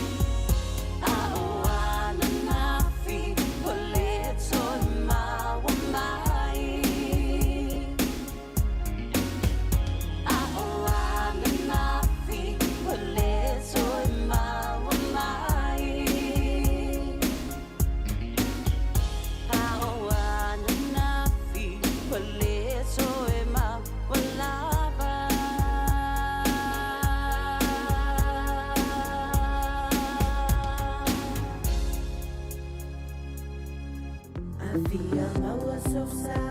Omega ka Ia maloi ngoa Omega ka Tabale tau mofie Omega ka Fili mai loile Omega ka O Meka Cars, lua selau Cavendish Drive i Manukau. Pole telefoni o iwa lua fitu lima walu tasi lua. Susu mai manu kaune Omega ka Umalole keisile Omega ka Sunga o whenga whakao elo ka wale fō maunga Max Ila. Senga uka amilo e o kilangi. Mo koe foi mai lava i o Tara i le Tire World and Auto Limited. Lea ma wai so skoi ngā meg ma pau ka wale. A ole me Pico City. E ngā le lua lima ka lalwa ia so le kokongi. Le Tire World and Auto Limited e te mawai ta wale ma pau tau ngofia ia New Zealand antoa. Mo fo ise ti mag wheels mo so se tu ai ngā ta wale ma le telo isi au unanga. Warren Fitness i le na ole se fulu ta la pia i wha i lo i eina e wha afafonga le Radio Samoa i nei wha abitoa. Talia wins quotes, cue cards, maisi. Walang Lola Tire World and Auto Limited i le lua fitu tasi tolu o mo pau ta avale. Po le lua fitu wha tolu lua o mo le whale inisinia. Avelo ainga tapua i lelo whaiwala marasa moa i lantaloga ma fiti le soro se tema i le Rotorua International Stadium i le toru leo auri. Taungo fie pepa o whale se fulu tala mo tamaiti a lua se fulu mo tangata matutua. Whata whawhaula wa ainga mo le asu sao tama ma tapua i lau manu Samoa. Maua pepa o whale i le ticketmaster.co.nz. Wa lango ina le neitaloga le Jimana Wholesale Autos e te maua i te awale tau ngofie. Whafso ta i nei loa le awhionga i a ngalu malemana, tai ngalu malemana. Jimana, the answer is yes. Polynesian Spa, Herbert Rotorua Male Mountain Jade. Go Manu! Tasi lima i watolu amo. Radio Samoa. Tema la wanti la Radio Samoa le vango le so le wo se antu yas fulu vanu mala afa bidute o te ai nei ya le tu la e tolu ya fa le tu ma tu mai le vango le uli te fa tan vantu le tu fa wo le la Radio Samoa tasi lima i tolu amo amisi la van tua ma fa na wa unga na tu wa unga le ya woli ya te mai ti fa ma wana o tatu fu spa tono le ta vale wale fa ye fu e liste mititi le mena tu pole vevesi ai le abudan tu ni si tanto fa le ngalo tu numai o se tala le tabai mo le fa tonga lo io palo tai lo na solo na lua le lo fanga solo pe ile time dei o lo fa pe mai ai e fani moni meoni fa le palota ile mo tele sala fa ile fa tawina ile aso for raile na sei ma vai to me ia ona o le sai te tonu pusa palota ia sa lokale foto ama fai ona fai tawina i le afo i le tai au ana nafi ia le pe ona fai amata fai tawina ia tanto pusa palota na i le aso ana nafi ai iei malesi tala leo te fia fai tawa tua mo oe o le lunga lo penga te fai langi mo lo si le fia e tolu i tu malo o lea o wa tu le ia tu mo le aso antai au ona ua fai sina tu wai o le fai taunga aloa ia wa tātou palo tai piono whaanga solo le tebinei e piono au tātou le telo le tei ona e mawhai ona e sila sa o tu lava i lunga o le TV i lunga o le tautuana le 2AP ma le TV iwa mai sa mo i nai le no whanga o le Jim Tassi tuana i matu nai fai tauina aloa ia i le unga o whainga palota alo tātou o taro e le mawhaialanga alo se sifo i lele. Leanga o nei mawhaina e sila antu iei. I lunga o lau telefoni, i lunga o lau TV, i lunga o lau tablet, ia po o lau laptop, po o lau PC. E o le tala le tamaile e whapea mai. O le whitunga aloa ia o pālota, ai tuma alo whapalota ia o whalea lupo, palau li tasi, ma whaasale le anga tolu. O lea ua tu inantu e amatalia i le tai au. Le tai au leo le aso lulu, le aso tolu o le masino o se tema. O le sa iei le wha moe whita wina lea i le awa uli o le so. Peita iane, ia ua le mawhai o le wha taunu wina, ona o le tūlanga i pio le e si la fia, ia e te le ala ngā luenga o lo whiangai nei ma le ofisa, ia o le komisina o whainga palota. Ia, o lo wha pia mai iai, ia o le tūlanga nā o le aiai. O lea ua amanta le whaitau ngalo ia o ana lofi numero tasi pe ona whaatonu ina lea i le tai awana le la ia o le la vai e afoi whaatalitali atu le temilini. Po le ale teimi e mai ai le whaitaunga alo ia, o le itumalo whapalota nawa ana alo whinu mero tasi. O le itumalo whapalota lea, na iele whamoe e whaitawina i le aso nafi, pe te ianele i whaiona whaatonu wina, ia ona o le tūlanga la vai pe o le iai. O le tūlanga leo le manual pe o le whai foile le whai e whaatino e tangata. E le au fiangi ma singi computer ma tūlanga whapea. Ia e wha ia sisi lau. Ia o le whainga nao lau whaatino ine. Ia le tātou whainga palota. Ia o leisi vaenga leo te vai atuai ia o nganga e maunga lua. Pe umalawa o le nā le whata umaneia na o whaalau inatu. Ia o lewa taunu mai ia le ngā. Lewa manu malo mai ai le fionga ia se wa muli. Fasi toma. O le vaenga whaile al whaatutua i le atua sa mo o tasi ono se lau ma le ono. Ia leo whai o ana palota lewa alo ia mai le whai unga le da. O leisi vaenga lea o lo o whaaua wina nganga e maunga lua. Ia o lo o ngā lulua ele au whai ngā luenga ia lewa uma. Sanga ngā tolu. Ia sanga ngā tolu a tono se taimi o le afia finei po le po ana nei. O le a whaapelea o na mai ailo na whaitau ngā alo. Ia o le alalna. Ia o le wato i tūle ia tō i tua. Ia le whaitau ngā alo ia o i tū malo nai pe o le tā ua o whalea lupo palauli tasi. Ia mali tū malo whaapalota o whaasale le anga no marathon. Lono winga ili se whaitau ngā alo ia o i tū malo nai o e whaafonga mai iai. O whalea lupo, palauli tasi, ma whaasale le anga tolu. E le ai se whaitau ngāloa ia i te whaafonga iei le so, po le poa nā nei se i vangana iwa amatalia i le aso a tai au. O isi tu mā lo whapalota, ia o le a tātou whaatalitali pēr i le teimi, ia e maua mai ei. Ia o na e sila fo i lema e mai moma e whaafonga iei. Po ai le wāloa ia lo na manu mālo mai i lea i tu mālo, ma lea i tu mālo whapalota. O nisi leo tātou whaalinga leo taunu mai fo i le tātou ofisa ta alonga le manu sa mea, le manu sa moa. Ta pena loa inga antoa mo se ta whaonga mātongo fie Rotorua a wale ta alonga le manu sa moa mawhiti i le asono se tema i le Rotorua International Stadium i le Julai tolu i le awali e tongo fie le tau pepa mātamanta mai le se fulu tala mo tamaiti e lus fulu tala mo tangata mātutua pa tau loani tau pepa i lunga o le upenga tawha i langi o le ticketmaster.co.nz pe tau i le leila ta alonga mala sao ta mā tele no whanga i Rotorua e wha ta whawhau ai ia dad male a inga o lango la wina le ni wha moi e le Polynesian Spa le Ebet Rotorua ia ma le Mountain Jade go manu ma le tātou whaalinga mo le muli le whaapitoa le mo le aso sauta mai le whaiunga o le rei fo i viaso e le leise whaasala lau laka pia lau tama o le avanoa le leile nei ia e whai mai eise sauta mai le tawanga le Radio Samoa wa whaingoina o le tama whaasala lau ia e whai ale mo le aso whaapitoa mo tamalu a whelu lima po e se video po e tusa ma le tolu se fulu a ngai le ono se fulu se kone le umi. A ono whaia i elo tama se whaatironga o le whafonga ina ia o se ta'alonga le manu sa moa. O na lafo mai leo lau video i le upenga tawha i langina o le radiosamoa.co.nz/stat. Ia po le Facebook Messenger ale Radio Samoa. E whaanganta i le aso whao se tema le tātou tawanga. Loro wingo le stofi a sau nei. Ia ona whaia i lea o le tātou launga tong. Ia e whaatino inola ia lea i le tautua le Radio Samoa. Ia awa le longa puia li o lau topa ia malo o toma. Malu whamai. O le tamai sili ana reactions i lunga o le Facebook o le amanu malo. I se whai longa mo le sa tamai. Ia o haiule a vema le tama whaasala lau shimpini ia a tonu a lau toi ina. Manuela so whaapitoa tama o le nei ia whaapitoa e anga wa uma iai ia tama ua na o ni usila. Kamarine i walangona wina le tātou tawanga e au fiai le Regina's Lalele Kitchen ia male tā noa clothing.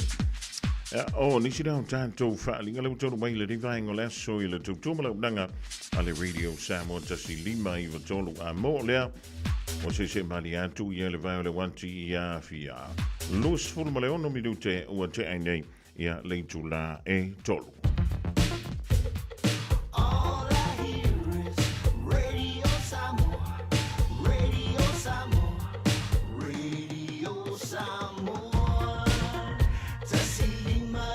Tolu Amo. Radio Samoa. Kasi lima i Vakolu Amo.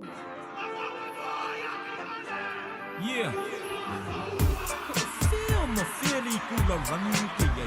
You still shine more where my money. No matter where you go, no matter where you are. Oh, shine. I didn't know that.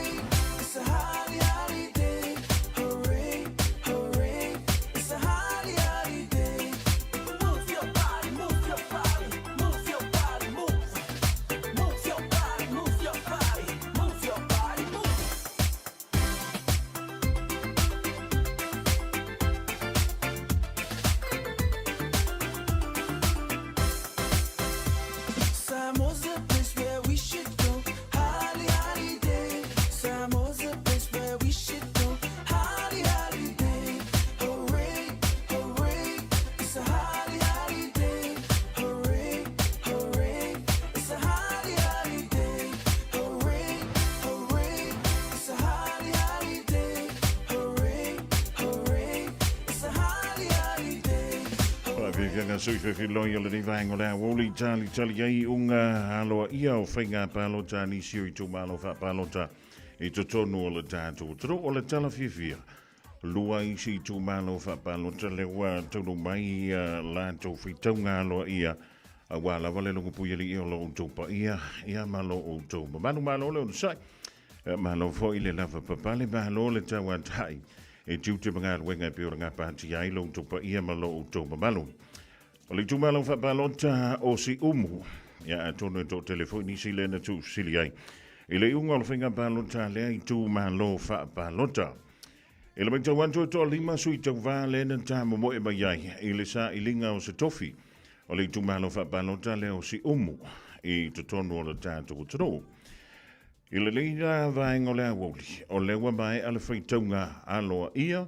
ya ma o le o manu malo mai ai na ia maua palota fa se lau iva se fulu malelua fa se lau iva se fulu malelua o le sui tu to tasi e to lua sui tu to tasi le na tau va mai ai tasi le HRPP tasi le fast tasi le Samoa ua poto nei to lima ai ia sui tau va mo le tu malo fa balota si umu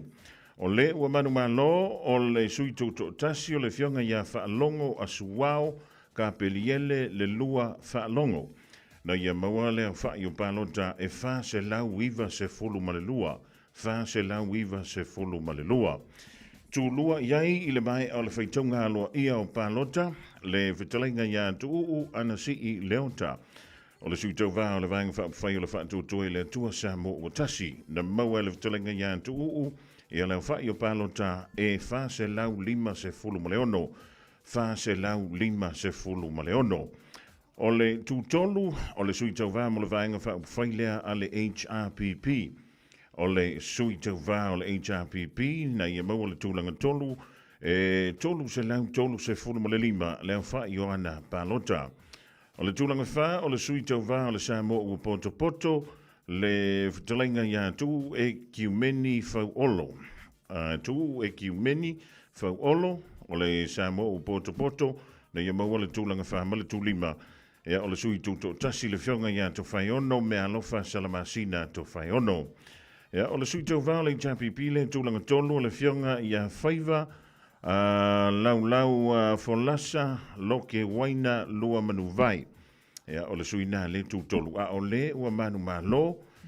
I le faitaunga alo ia o le tātou palota lea mo le tu malo fa palota le o si umu o lewa tu lai mai ai le manu malo le fionga ia fa longo asuao ka piliele le lua fa longo le sui tuto tasi mo lea I tu malo fa palota ia e peo no fea tu se teimi o sola o le ono sai lava e fai ei si aka ko hoi lele fa tali ia po le tali talinga lea o tātou fa ai unga ona tātou wanga ia tu wai lea I le tu malo fa palota o vaisingano tasi vaisingano no mera mua e to antolu sui tau va le na tamo mo e mai to tolu sui tau va o le sui tau va o le vaenga fa fai le fa to le tua samo o tasi o le sui tau va tuto tasi ma le sui tau va o le vaenga fa fai le samo o poto e pe o le sila ne ai lunga o lau screen po lau TV o lau telefoni po le alava o le nawalo ia le faitunga o palota vaisingano tasi ia po vaisingano numera momua ma o le o lo o manu malo I le ta moenga o le fionga ia ami tuanai ma lolo tautofi Roma o le vanga fa fai le fa tu le tua sa mo o tasi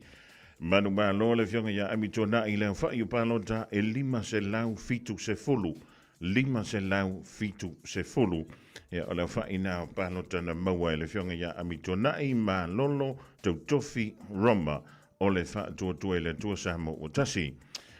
o le sui tau va o tulu atu iai o le fionga ia masoe va ai ma te mini se yuli tau lafo masoe va ai ma te mini se yuli tau lafo o le sui tau va tu to atasi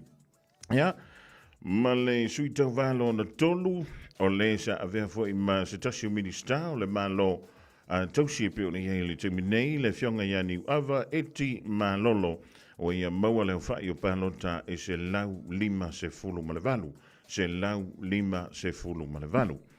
ea o le unga la nao tātou fale palota o lea ua mai a ia le faitawina ia ma o le nā ua mawhai ona au nātu mo o e le rivai o le awauli o le a tulimata ia peha e le tātou au nanga ia le taimi lava e taunu mai ia tātou i unga ia po le whaitonga alo ia o pālota le tūmalo ma le tūmalo o na whaapewhoi lea o na whafonga iai lo taupa ia ma lo o tau mamalu o i unga o pālota a le tūmalo si umu ia ma le tūmalo na o vaisinga no tasi le whatoa mai a tunei lava o na awina atu ia wa lava le longa pui ili o lo taupa ia ma lo o tau mamalu o le vainga foi le e o lo o iai ia o i le tātou no whanga le whai ai pālota le whai tauina ia alo ia pālota ia o le nā foi wa e mawhai o na e silasila atu iai le rivai o le awoli ia e mai tau antu ua whaaunganga se lava le au whainga luenga a le ofisa o le komisina o whainga pālota ia maratua foi o nanga luloi whaatasi i lātou ma manu o le malo e le ngantoi lea o lo o iai foi i mawhai lau tusi po o scrutiny is a sui tau wā mai lei tu malo ma lei tu malo pei ona lātou moli mawina le whaitau ngā lo ia e ha o le unga nā o le whainga pālo tāle tātou tano mai lea solulu ia ma lea so from Waile o le vaiaso na se i ma vai atu nei e fōlinga mai la hei le toe tolo antu i tua o nisi o whaitau ngā o pālota e o antu lava le tātou whaitau ngā lo ia i lea so from Waile ia pe o le sāno ia le fionga fo le komisina o le ofisa o whainga pālota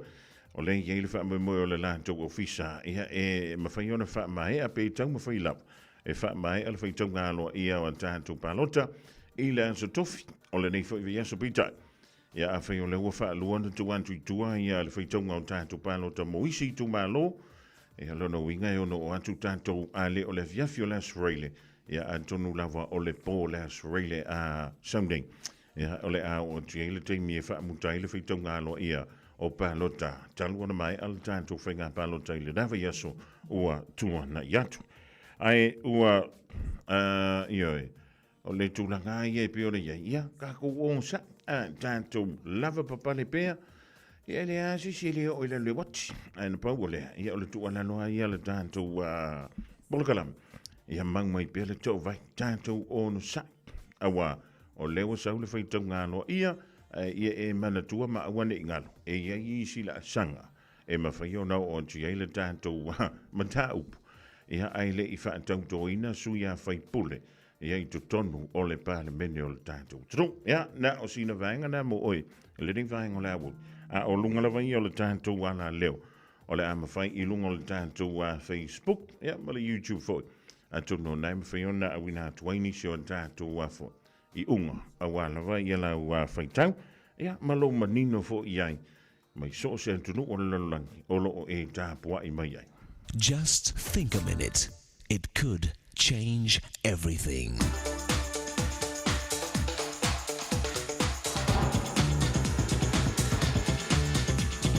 Think a minute. This is a true story about a talented girl named Mary. When she was 14, she took singing lessons and later began traveling from city to city as a performer. She married a newspaper man, but their marriage did not last. Neither did Mary's second marriage, nor even her third. You see, Mary's real love was show business. More than anything, she wanted to become a star. So she went to New York City, where she soon became popular in all the nightclubs and roughest bars. In fact, Mary became known across America as a woman who knew how to entertain men. But there was a news reporter named Lowell Thomas who had known Mary years earlier as a completely different person. He remembered her well because as a 12-year-old boy, he'd had a big crush on this sweet and lovely young lady. So naturally, it was with great interest that Lowell Thomas watched through the years as Mary became more and more famous as the lusty lady who entertained in the illegal bars and nightclubs across America.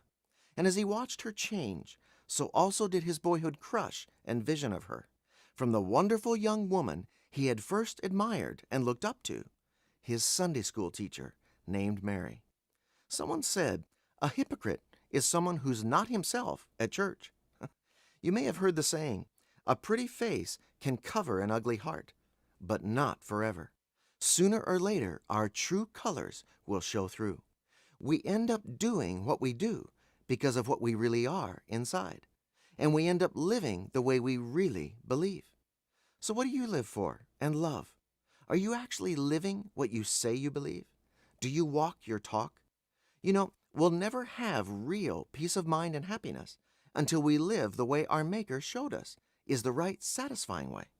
So why not ask Jesus Christ to forgive you and to take charge of your heart and character?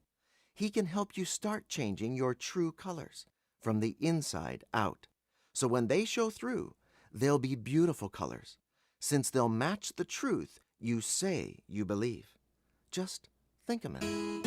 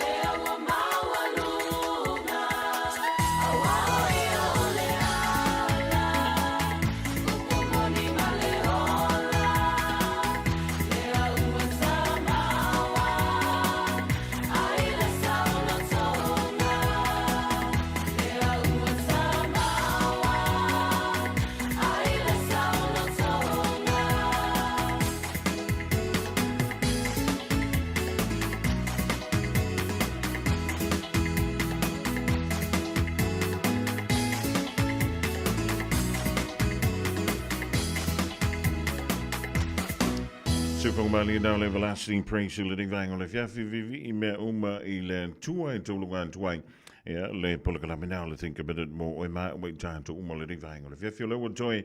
valu mo la family John dan le le tu la efa ile nei fo ya solua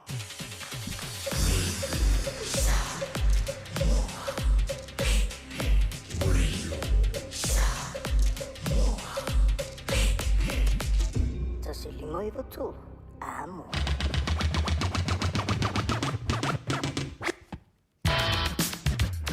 Samoa o tolu wantu dansa tautua mo ele deia sa lua lea sa lua fo le deia o le masina o se tema lua fe lua lima fa te tele mo le tātou maafutanga e pe o na sa wa i mai lea o le ana le la si o le me fo le dei vaenga o le fiaf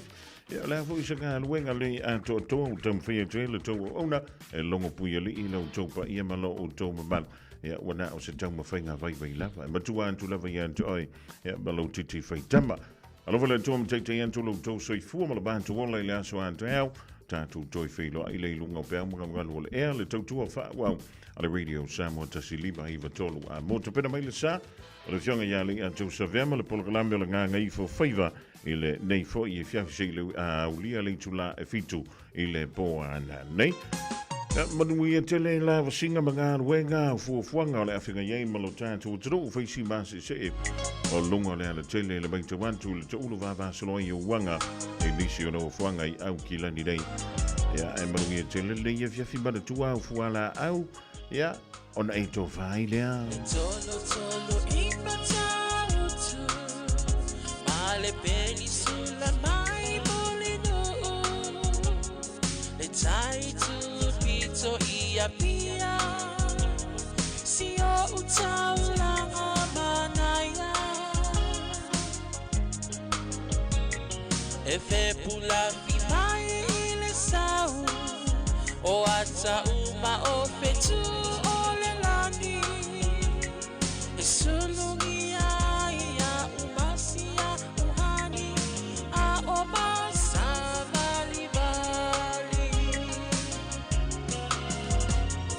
le pasina se i esu solo i Samoa no uatulu se i fai mafia fianga i e mama atene matama olo sisi vai ma pepese matata lato tulele a oma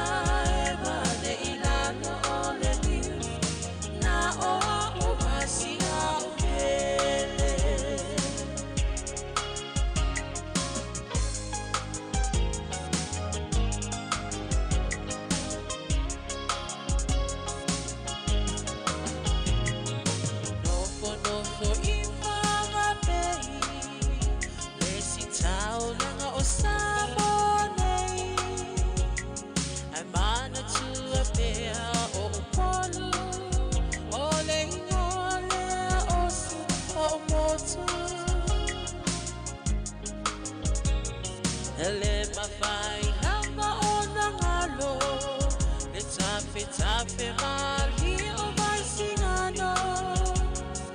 lo no